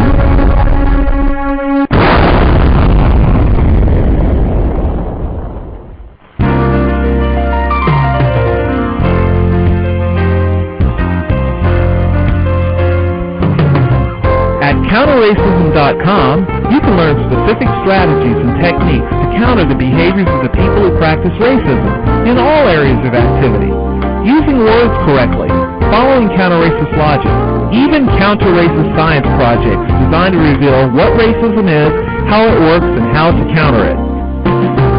The open-source code writing format allows you to pick and choose from a variety of counter-racist suggestions so you can produce the code that works for you. Stop by CounterRacism.com today and help replace racism with justice. That's counter-racism.com. Context of White Supremacy, Gus T Renegade, and Justice. Justice, if you're there, I want you to share your email address, and if you have thoughts about Dr. Feagin and Dr. Feagin, and what he shared on the program, you can give us both, please. Justice.asap@yahoo.com. Again, justice.asap@yahoo.com. And today, I think there was about 4 cowbells.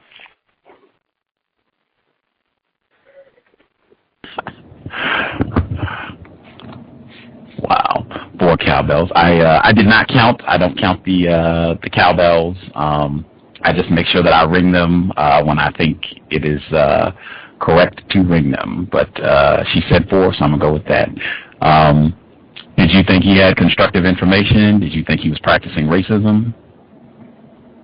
I couldn't tell because he sounded muffled. But I still do suspect that he is a racist because he's white. I think that would be constructive. He did admit on the program, I'm not sure if you heard that part, he did admit to being a racist. I think he said it more than once. Yeah, I think he admitted that, so don't have to suspect there. He is admitted. Yeah, I'm sorry. I know he's a little bit older, so that might have been why his voice, why he sounded muffled, perhaps, because he's a little bit older. But hopefully, the people who are tuning into the broadcast, hopefully, they were able to hear what he had to say during the program. Did you have any other thoughts on the program that you want to share, or anything else? If anything's happened recently that you want to share?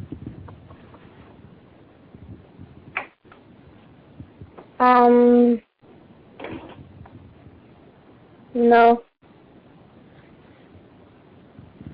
Okay. Let's see. I know we have Back of the Bus is with us, and Lauren Ashley, Back of the Bus. Lauren Ashley, if you had any comments on what Dr. Feagin shared, go right ahead. I knew he had to cut out. He said at about 10 minutes till, so I knew we weren't going to have him for the full time to get to ask more questions. But based on what you heard, did you all have thoughts? I believe it was a constructive program. Thank you, Renegade and Justice, for sharing with us. Greetings to all the victims on the line. I did think it was a constructive program. I believe he could have been a bit more revealing in information, but I mean, I think this is what it is. Unless we ask white people questions, they're not just going to come and tell us that white supremacy exists. Ty, I believe your questions were very constructive regarding a friend. I wanted to ask him if it's correct to suspect all white people could be racist in the system of white supremacy. Is it correct then that non-white people should not engage in sex with white people as long as the system exists? And in my opinion, I think that's a good rubric or gauge for seeing if white people are really vested on replacing white supremacy with justice. Yes, sir.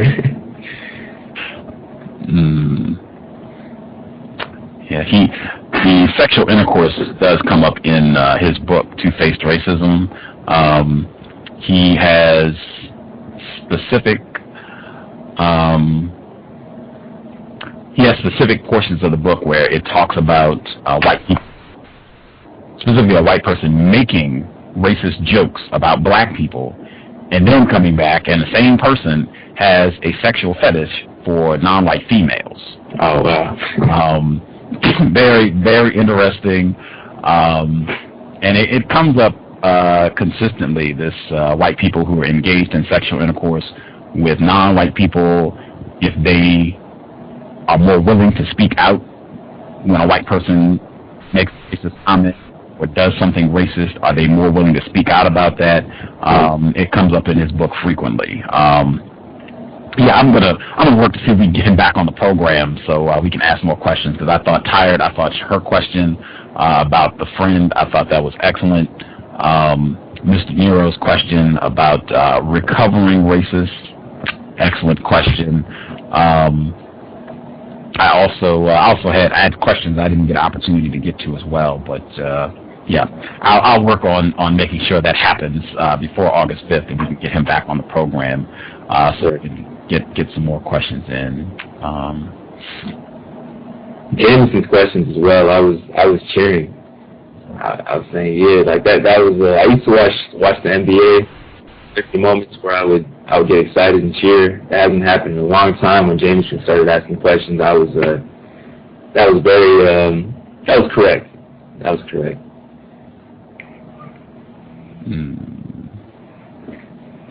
Let's see, I got everybody that called in. You're on the line, so that would be 253, Mr. Nero, 720, Tired.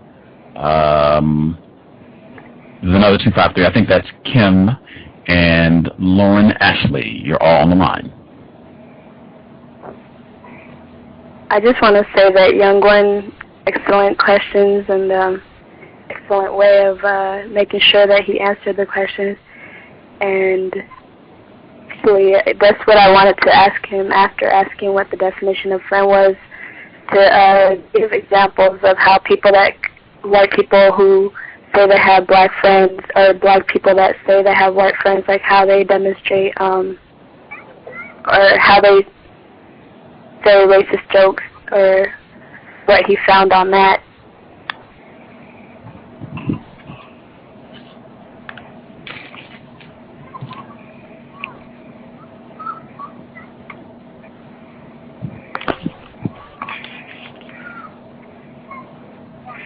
I would just like to, this is Mr. Nero, I would just like to point out a couple of things that he said that I felt he was practicing white supremacy when he used the term hard for resources to come by for non-white people, which to me implied that, you know, resources are maybe behind a rock and we're just unable to pull the rock away, or, you know, maybe it's around a corner and we just don't see it, or, you know, it's just like not right in plain sight.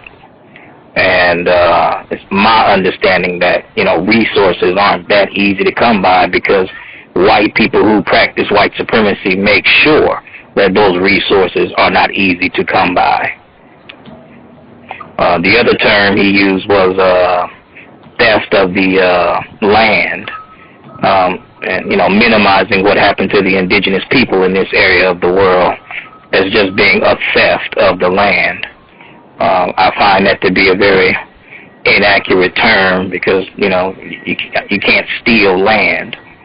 There's a lot of things you can steal, but land isn't one of them. You can dislocate people and injure people.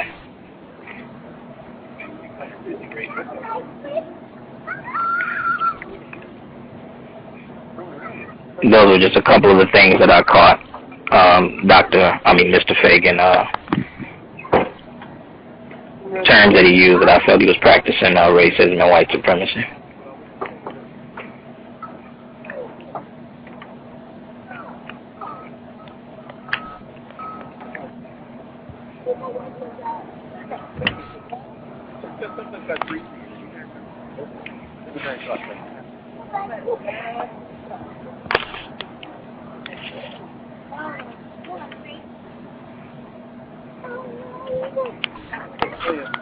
In addition to what you said about land, like, they have control of a lot of land, or control over, like, how the land is used and so forth, but they still continue to mistreat non-white people. And why does that still occur if it's about just resources or, you know, land, like he stated?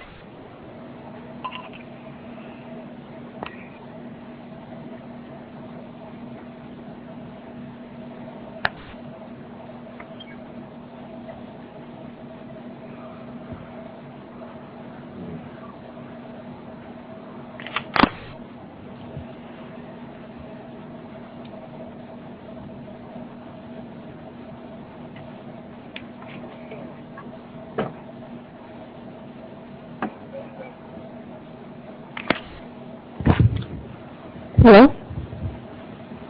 Yes, ma'am. Gus? Yes, ma'am. Can I mention that? The thing I sent on Facebook? Please, go right ahead. Okay, I'm on Facebook and they have this page. It's called Don't Kanye Me or I Will Chris Brown You and Tiger Woods Your Mother. What? The guy, yes, this is the page. Facebook page. The guy who run this, he's a white guy. And one of his status on this page, he says, like to clear this up. The fact that they're all black is a coincidence, and I'm not a racist. Ha. Goes back to that joking crap he was talking about earlier. But yeah, that's a Facebook page. I'm gonna put it on the Cows, looking on the Cows group. So, all black males. Kanye West, Chris Brown, and Tiger Woods. So, I just want to point that out to everybody. I'll go back to group. Huh? Kanye me and what else? I didn't It says, don't Kanye me or I will Chris Brown you and Tiger Woods your mother. A white guy's running this page. It's almost 1.5 million people fact pages page, and a white guy runs this, and he has shirts on his website. He has a shirt that says, if 2012 does happen, Kanye can interrupt. He got a shirt like that, so. Yeah. Alright, I'm going back to being quiet. It looks like this gentleman has 1,453,665 fans. Just so you didn't mishear that, I'll just make sure I repeat that. Whoever this person is has 1,453,665 fans. I have 65 friends on Facebook. I sent you his Facebook profile. You got in the contact information for the page.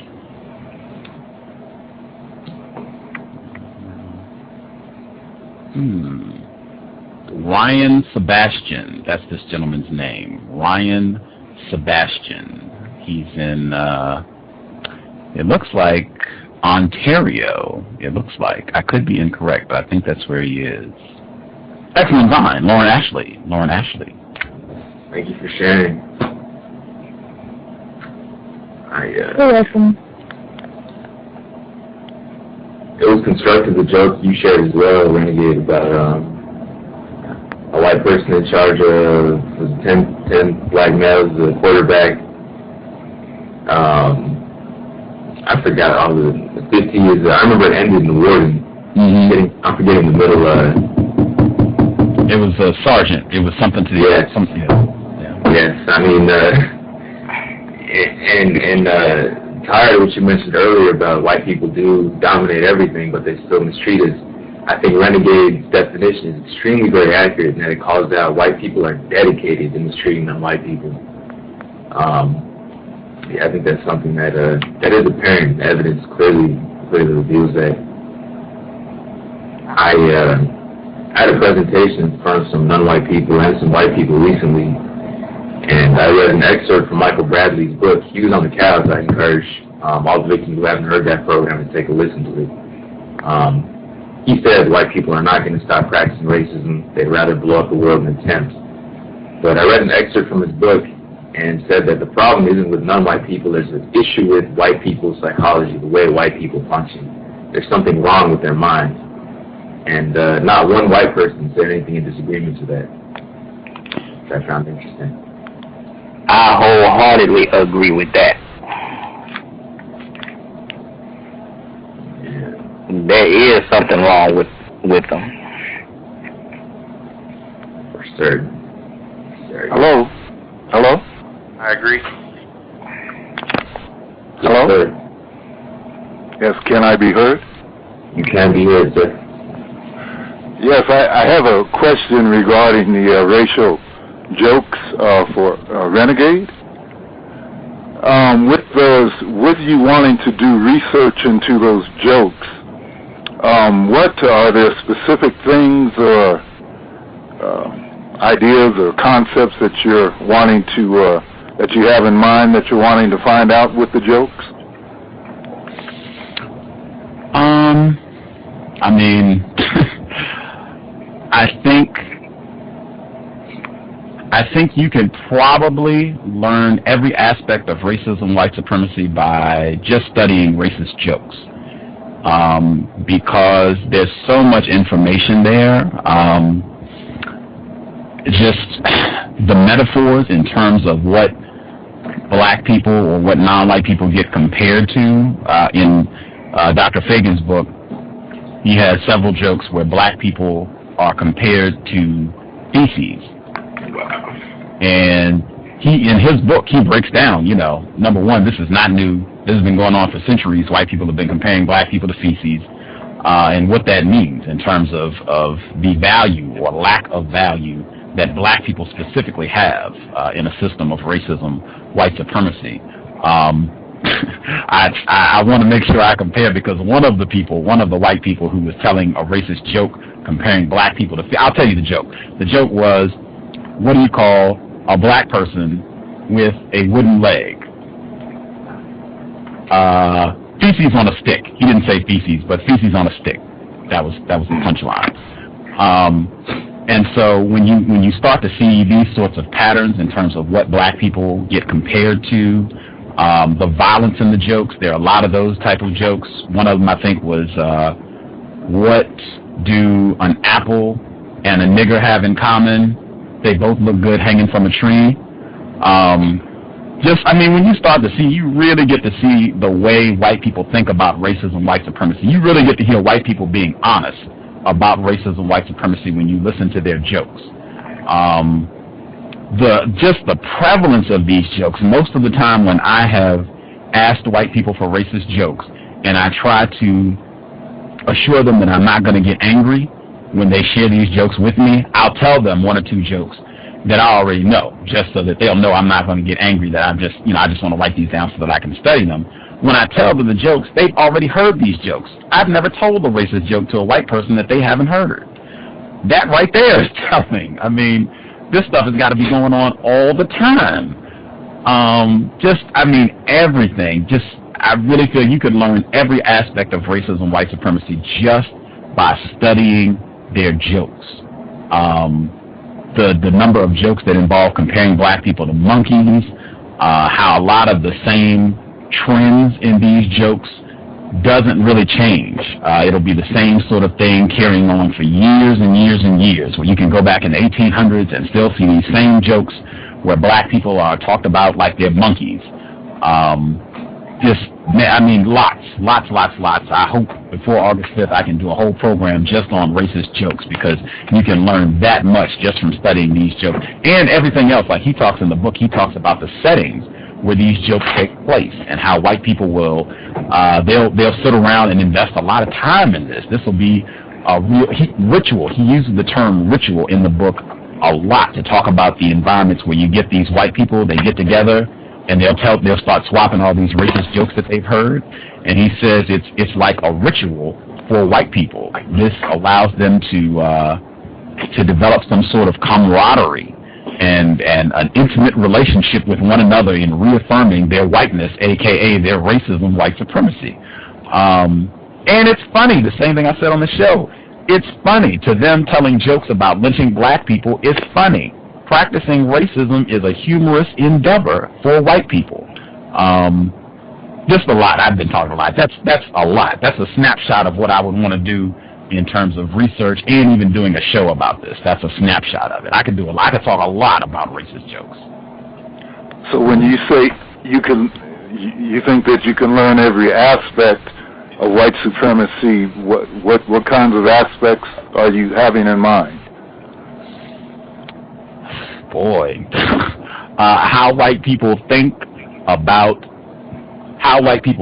speak, and act in all areas of people activity with regards to non-white people. I think if you get enough evidence, if you get enough of the racist jokes and the environments in which they're told, the trends and how they change over time, I think you could most likely learn every aspect of racism, white supremacy if you had enough material on racist jokes. You could probably do that. And as you said, you think that the jokes are a bit more honest than white people might normally be? Yes. As he said on the program, and I learned this just reading his book. Sigmund Freud did work on this, and he did work specifically on racist jokes, not just jokes, racist jokes. Because you're able to say things. People talk about that with comedians in general.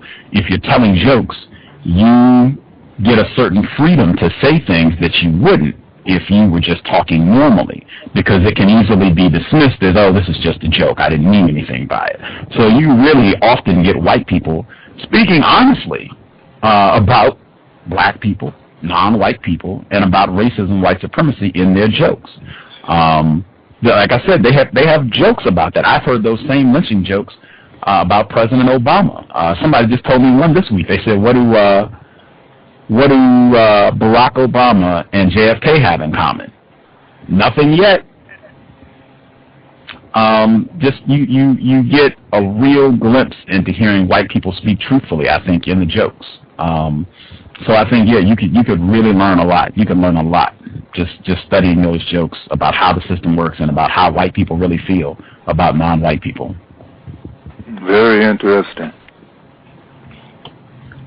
Should be a show before August 5th. That should be a whole show just on racist jokes. I think a white person might have done an article breaking down racist jokes, but it's not a whole book. It's just an article.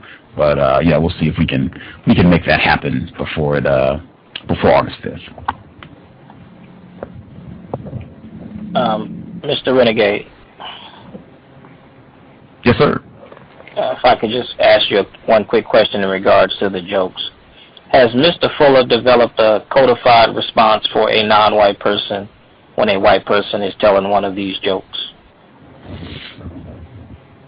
The only time I've heard him mention white people who would either say nigger or tell nigger jokes, that sort of thing, would just be what do you think should be done to, with, for, about a black person, a nigger, whoever they're joking about in these jokes. That's the only thing I've heard.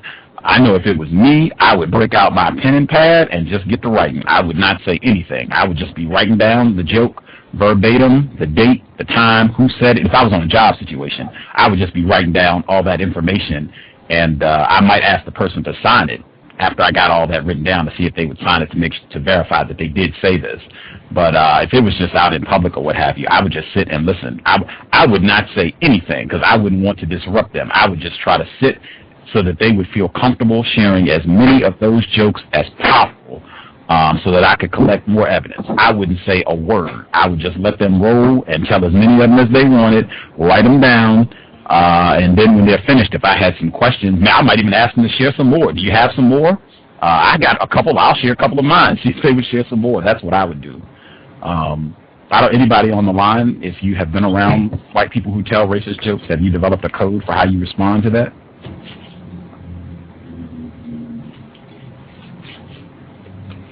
I haven't been around white people who say racist jokes, especially since I've gotten an understanding of the system of white supremacy. I would like to be, though.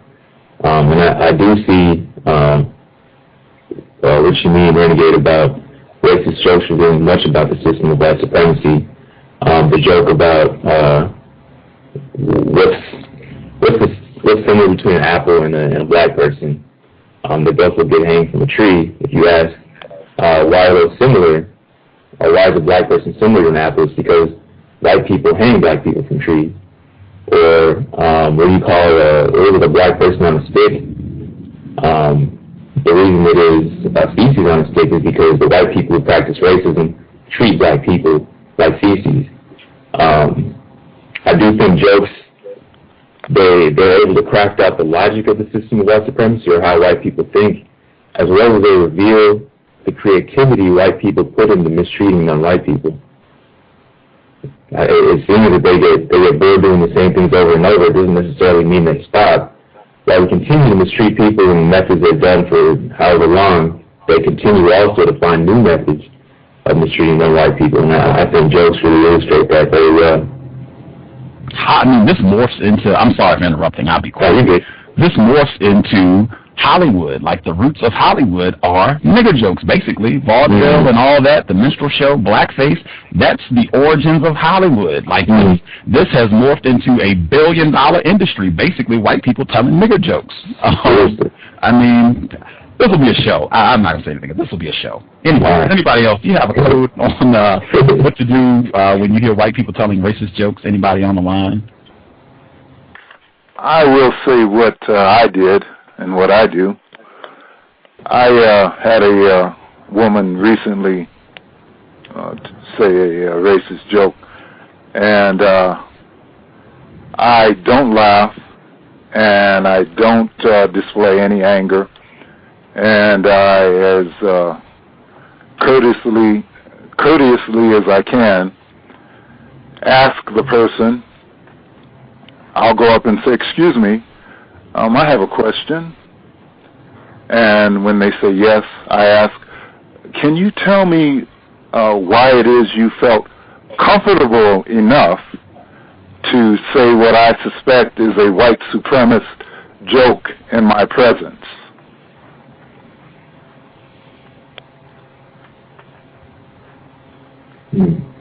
How do they respond to that?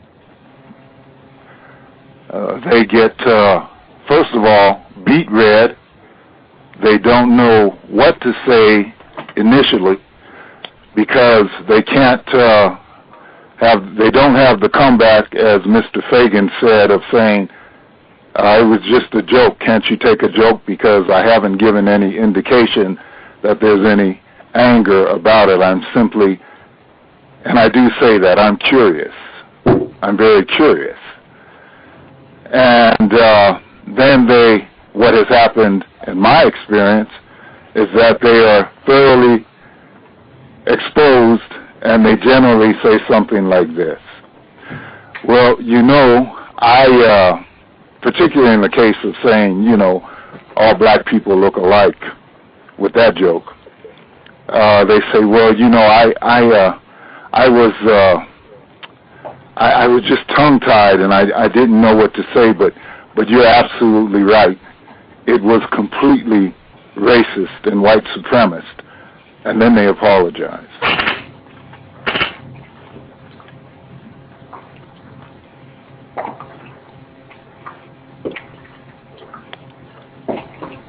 So that's what I do.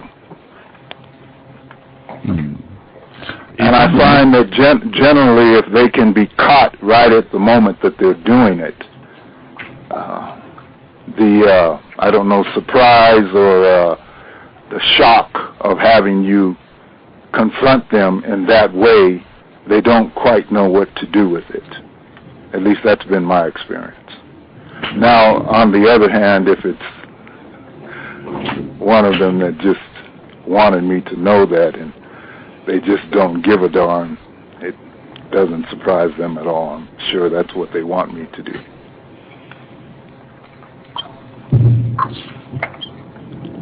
If you remember, what was the joke that the person told, the more recent racist joke that they told? All black people look alike.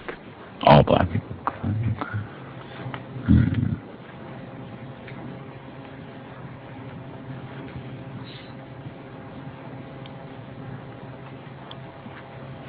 She had mistaken me for someone else. Who did she mistake you for? Another black person.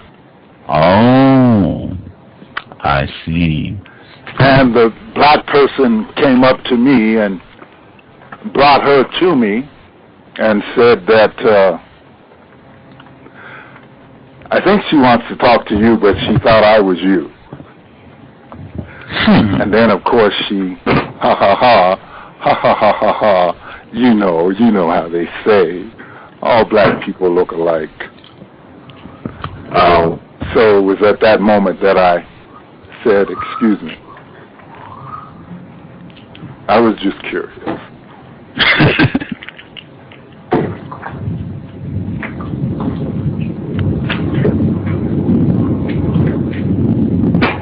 I think that's, at least from what I have observed, that's a very effective strategy. Whatever you do in terms of not getting upset about it, just staying very calm, smiling even if possible, not laughing at the joke, but just very calm, smile, and whatever your response is going to be. I have generally observed where that makes white people very uncomfortable. Even the white people that have told me these racist jokes, they've been extremely uncomfortable the whole time because I didn't get angry. Like some of them, they kept saying, oh, you're going to get angry. This one is terrible. It uses the N-word, and I don't even say N-word. I just say nigger all the time. And it uses the N-word, and I don't know, you're going to get upset. Like they've been very uncomfortable for the whole process of telling me these jokes when I've been requesting them. They've been very uncomfortable.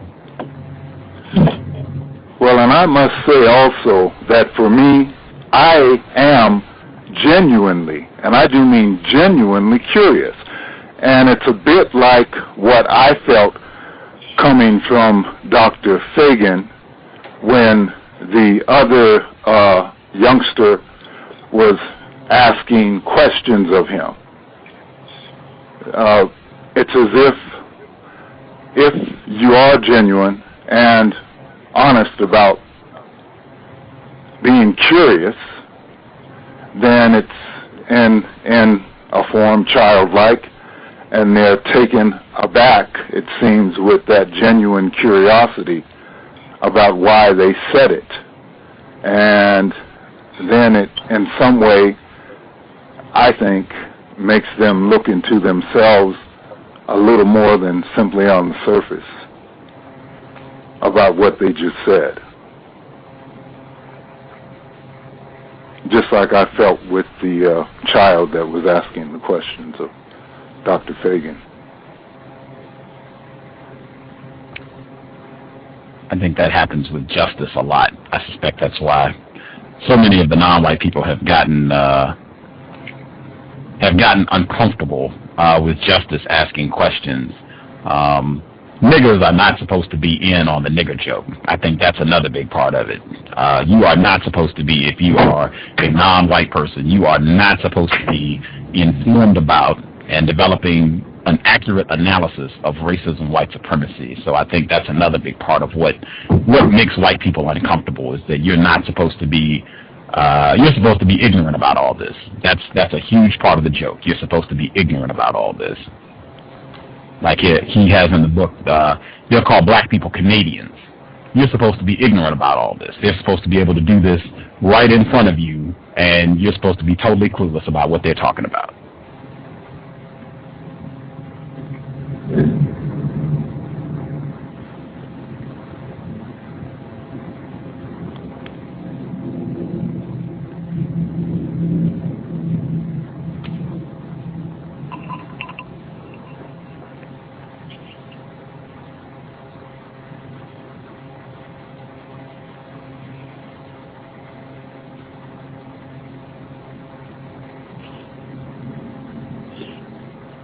Does anyone have a joke about white people?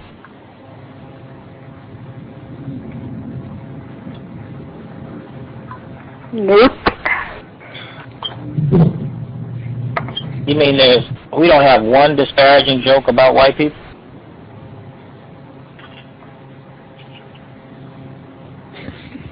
I don't know about Master. I don't know if you call it a joke, but a lot of non-white people say black people are dumb, which is, I think, incorrect. I mean, if they're dumb, how do they dominate us? And do that without our knowledge? Yeah, that wouldn't be a joke. Now, one thing I do say to them, I mess with the Gentiles / white people from time to time. I'll say things like, I just started liking white people last year. And they'll chuckle at that. They'll find that funny.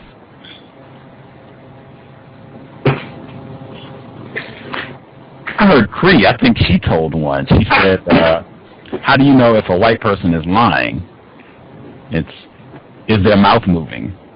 I heard that one, and I think she said she gets a very interesting response from that one. But that's one. I need to write that one down.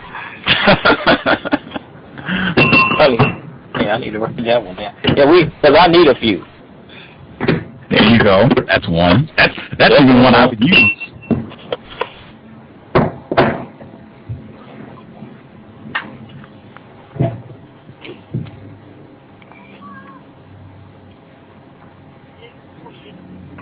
Can you repeat the one you said that Chris said? How do you know if a white person is lying? Punchline, is their mouth moving?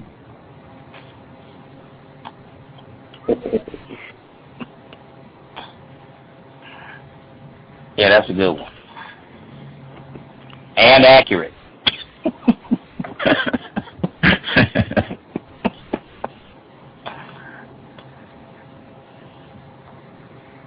I strongly suspect, I don't want to give people the impression that Dr. Feagin admitted racist.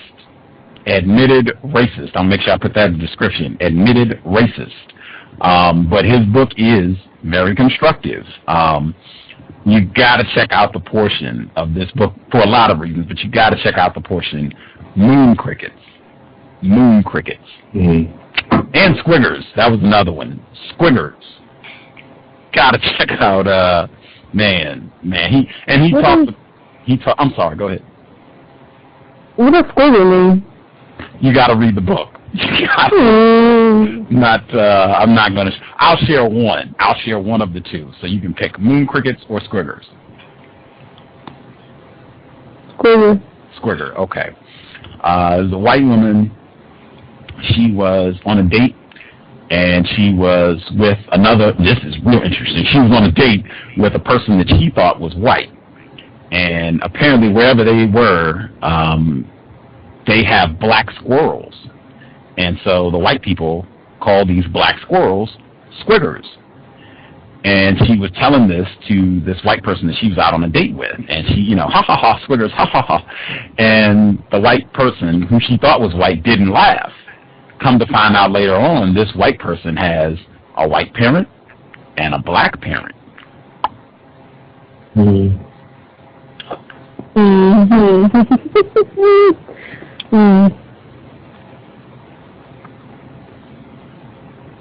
Thank you for sharing.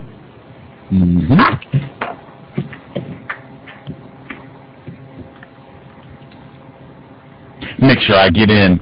Flash Forward is returning this week. I'm ecstatic. Fine. Gabrielle Union in Flash Forward, as well as a lot of other folks, but Gabrielle Union. This Thursday, I don't know what time it comes on. I don't watch it on TV. I watch it online, so I don't know what time it comes on, but it'll be back this Thursday. I haven't seen the show since December, so I'm going through withdrawal symptoms. Tons of racism in the show. You got to check it out. Lauren actually told me about it.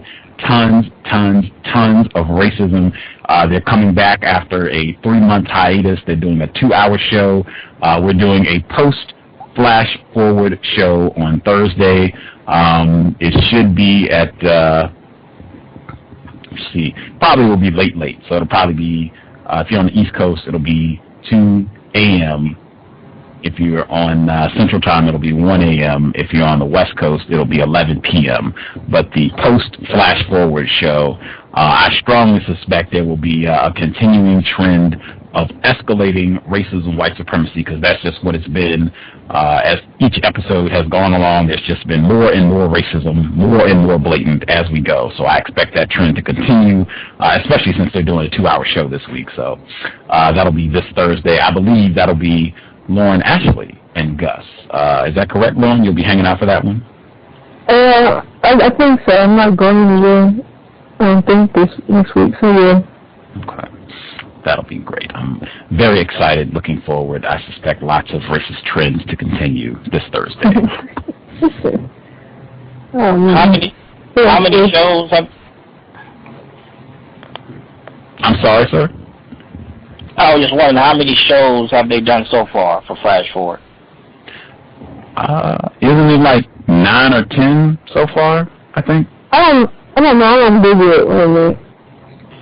I think they were at like the halfway point when they took a break. The break got extended because of the Winter Olympics.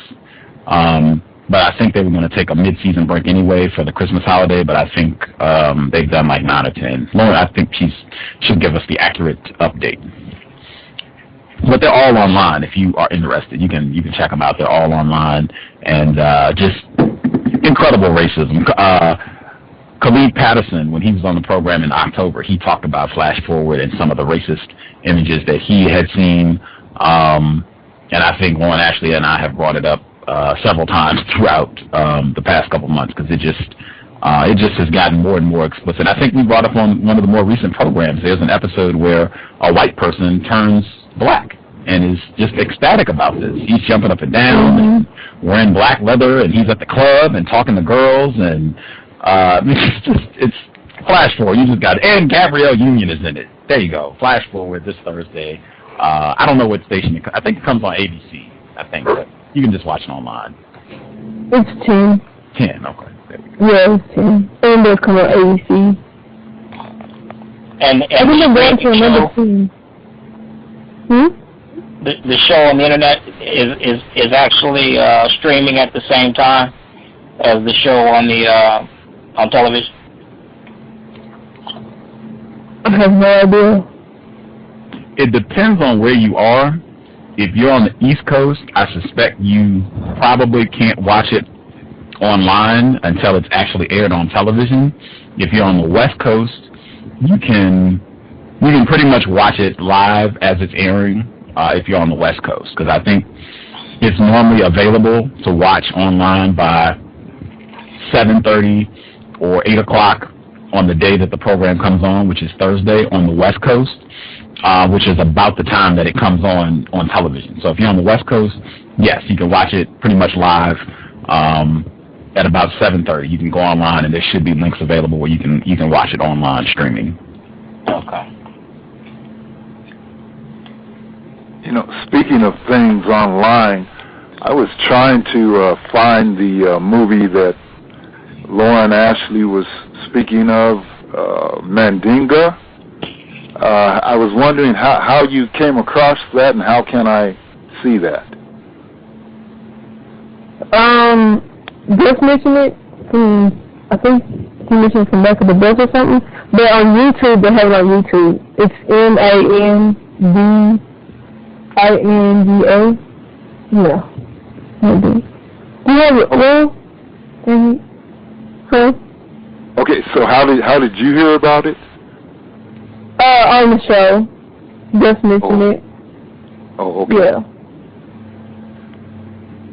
Okay, so I can just look on YouTube. Yes, sir. The full movie is on YouTube. Thank you. You're welcome. Back of the Bus, did you were the one that found Mandinga. I have not seen the film. Back of the Bus found that. Do you want to share how you found that and your thoughts on watching it? Yes, sir. I found it on YouTube. If you actually click videos, they'll have documentary films, feature films that are actually full versions of the film streaming on YouTube. And I noticed the title Mandinga, and I noticed it close to Mandingo, and white people talk about sex, specifically with black males. And I found it, it piqued my curiosity, and I watched it. Wow. White supremacy and sex. Lots of rape throughout that film. I would say it's pretty close to Uncle Tom's Cabin. I'm not sure if listeners in the program have seen that film. But just in terms of the blatant white supremacy and the forced sexual aggression on the victims of racism, man, very graphic, very revealing, I think, about the racist white supremacist mind and how it works. Have you seen Mandingo? I haven't. I have not. But, yeah, I'm showing suggest that one. The last 10 minutes is just excellent. I love it. Okay. You should really see that. I'm going to just publish my notes on that. I'm going to publish my notes. So. Oh, that'd be constructive. Yeah. Thanks for sharing. I will do so. Mealmotaterpie.blogspot.com. MELLAMOTATERPIE.blogspot.com. Lauren Ashley.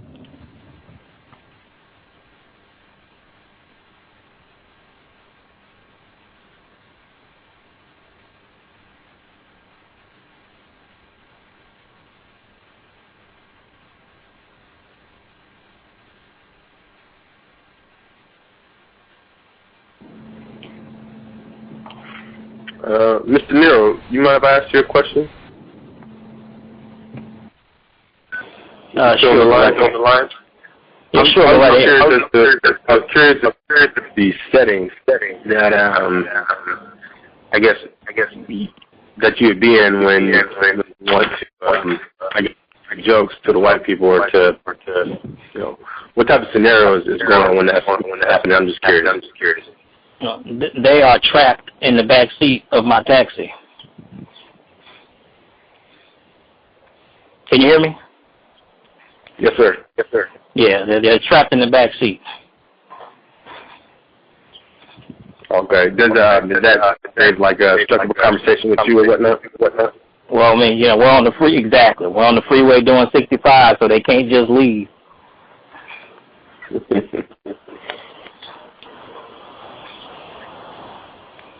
Great place to have a conversation.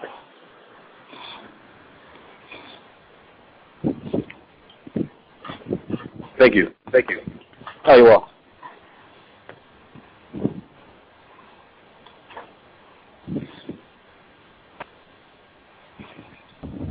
Oh, I gotta make sure I share. Oh, wait a minute, somebody's on speakerphone. Gosh darn it. Thank you. I was prepping for the show yesterday, and Yellow Manny, he came in the chat. No problem. Constructive. Yellow Manny helped me get the book for the program, so no problem. But an admitted racist saw Yellow Manny and myself sitting, and she said, "Oh, can I come chat? Am I interrupting?" And so she comes over to talk. And this ends up being like a 4-hour conversation. Very interesting. A show came out of this. She's coming on the show next month, April 24th, 2 p.m. Eastern, 11 a.m. Pacific. She'll be on the show. Admitted racist and admitted so-called queer white woman will be on the show. Incredible discussion. She said, during this discussion, she said that so-called heterosexual relationships between white people are about producing racism, white supremacy. That is the purpose of white men and white females having relationships, forming couples, getting married. The purpose is to continue the business of white supremacy. That is the primary objective of white men and white women coupling. That was one thing she said. One of the other things that happened during this discussion, another non-white person came in to join us, so then it was 4 people. He overheard us talking and hopped into the discussion. Non-white person, hopefully he'll be listening to this show because he asked for links. He wanted more information. He was confused, like myself, about racism, white supremacy. And so this is non-black, non-white person. Non-black, non-white person, so-called Asian male. And he said he's gay, and he was answering questions. And one of the things he shared, I don't want to give out too many details, but one thing that I found was very interesting that he shared, someone asked him if he had a memory of being sexually attracted to a female. And the memory he shared was of Angelina Jolie. And he was talking about when she was in the movie with Brad Pitt.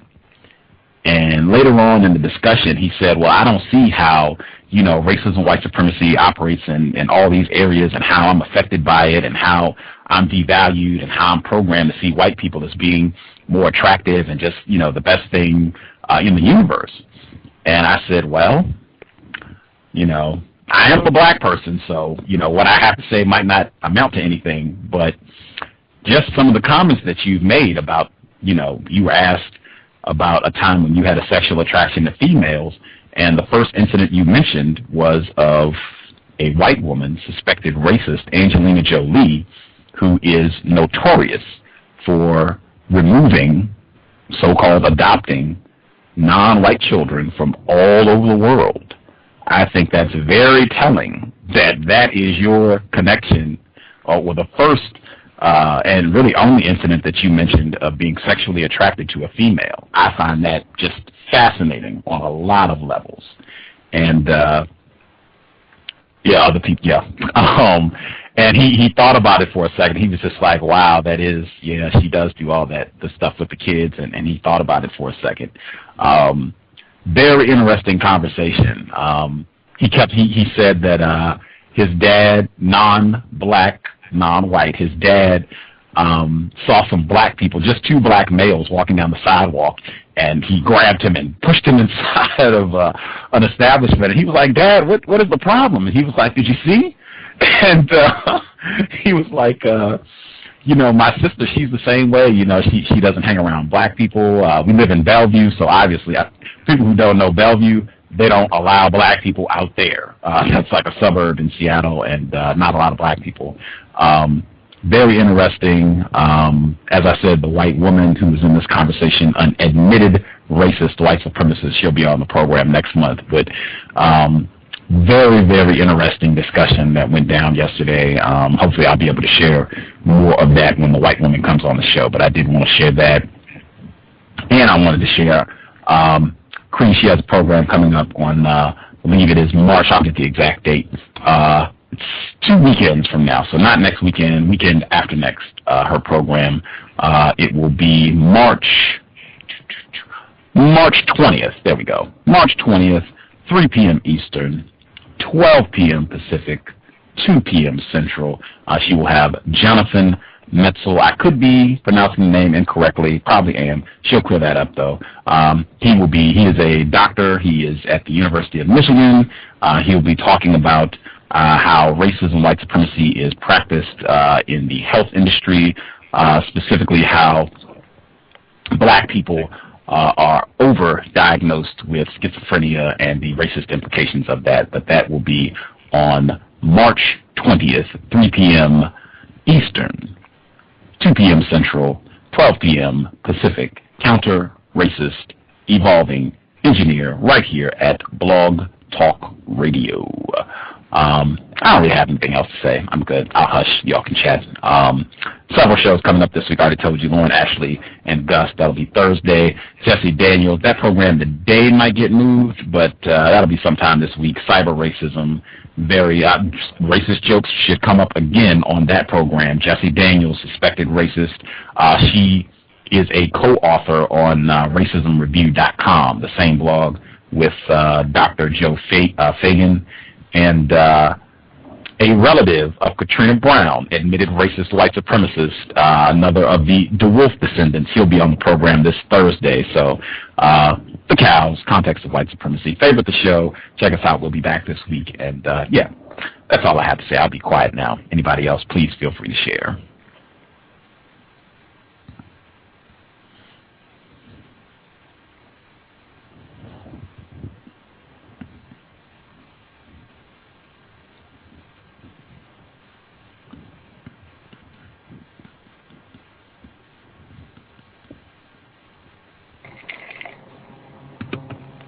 I am reading Miyamo Theater Pie, Lauren Ashley's blog, specifically the blog post, So I Watched Mandinga. I would, or I highly encourage victims of racism to check it out. I'll post a link on this program's page in the bottom in the comments.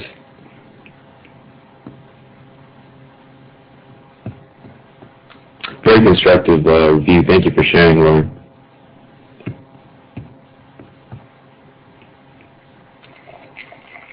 Thank you. Miss Ashley, I tried to access your blog from the library, but the filters would not allow me. Are you? Hello? Yeah, the filters would allow me. Just your blog, the one that that Gus has on the show. I mean, on the blog talk thing wouldn't allow me to access it. Well, that's not the example. I felt deprived. Yep. I'm good.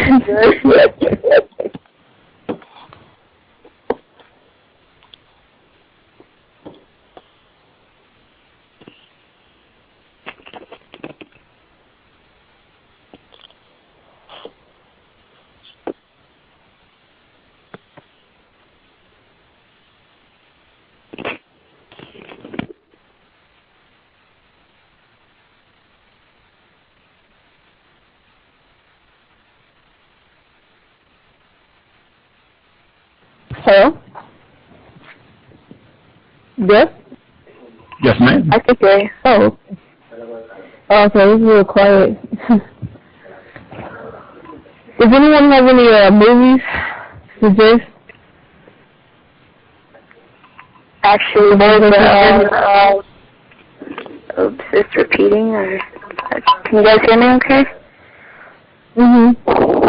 There's a movie called The End of Violence.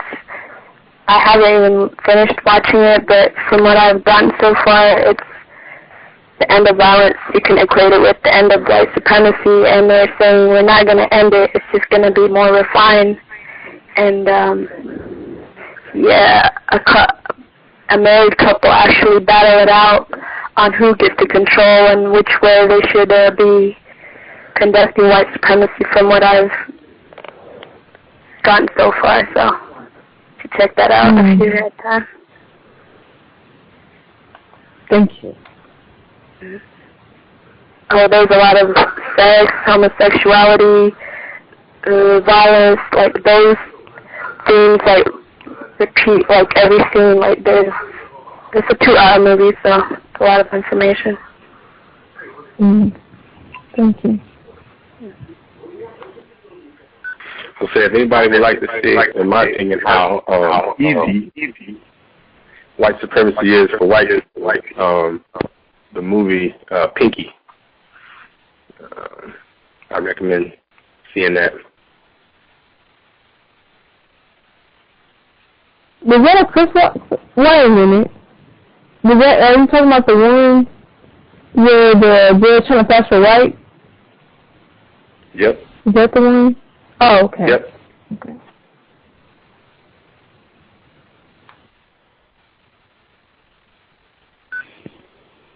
I assume that everyone here is seeing Goodbye, Uncle Tom.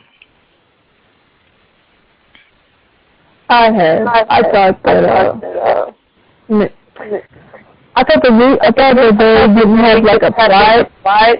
It says that we wouldn't get emotional back to that person, and so we wouldn't feel that bad and like thinking about it. That makes any sense.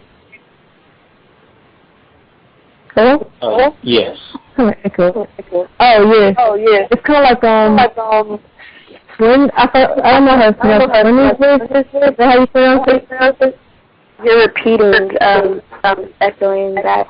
Speakerphone. Somebody's on speakerphone.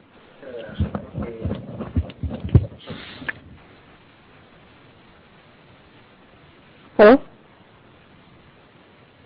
Okay. We can hear you. Oh, okay. Yeah.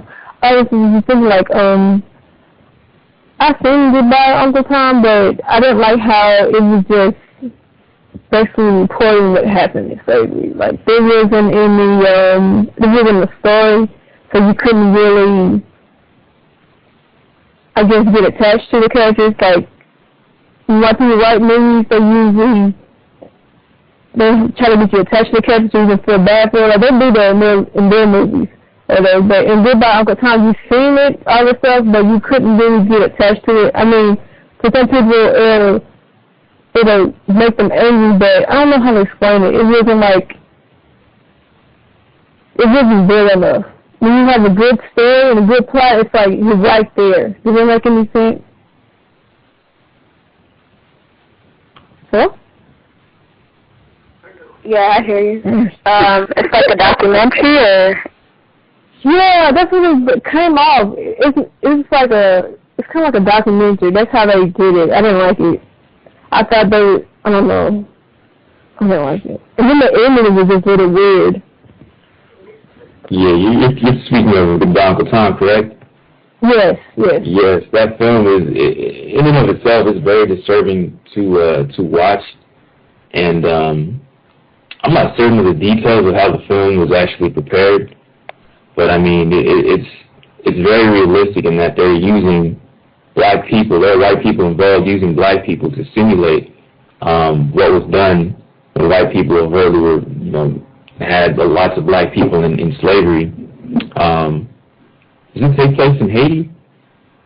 The black people used are Haitians. Yes, okay. Black people used. Oh, wow. And I mean, I think that's even mistreatment. The fact that they have to simulate that again, I'm certain that getting resources or getting a meal was a huge motivating factor in getting those black people on screen. There are babies there. It shows scenes of black people being fed from troughs. Very disturbing to watch. So I agree with you, Lauren. Actually, it's difficult to take in. Well, for me, it wasn't. If that makes any sense. Like, I didn't have a story, so you really couldn't connect as if they were people. I don't know how to explain it. Like, white people, when they do their movies and you try to feel sorry for that white person in the movie, they have their story and like the details and you got to cry and stuff. But with this movie, it was just like, okay, this is what happened, this is what happened, this is what happened. It wasn't, you couldn't really connect with the people that was there, if that makes any sense. It's like reporting, it's like when white people report like on the Haiti thing, like you feel for these people, but you really don't know what they're going through before that and after that, and what they're going to do next. Does that make any sense? Yeah, I hear what you're saying. Like for me, I think that's what white supremacy is. Like white people have never cared about us. Right. They put food in troughs, and you see mothers holding their babies, fighting other people, trying to get to the trough to get food. People are shoving each other, stepping on each other. It's just business, really. It's just there and then it's not. Yeah. I highly recommend it to victims if you haven't seen it. I was curious, has anyone seen the movie Brooklyn's Finest? Oh man, I just watched that online this past week. What else there? I'm still there. Racism, white supremacy. Lots of black males killing each other. One black male specifically in a position as an enforcement agent. And I think this shows the positioning of black people who do work for white people, specifically in enforcement agencies. He wasn't really much safer, and he was also grossly mistreated. There's I believe 2 white people died in the film. The first white person was killed by a white person, and the second white person that died was the white person that did kill the white person. Other than that, it was all black people killing each other. Yeah, I think the black male who was given, I forget his name, he played, I forgot his name, but the one that works as like an informant, like he begs the white person that he works for to give him his life back, which is to get him a desk where he can just, do things sitting down versus interacting one-on-one with black people and trying to get information for white people to, like, seeming like he was, in the drug dealing business. And so I thought that was interesting. Like, he begged him so he understood that there was, you could kind of figure it out if you understand the system, I think.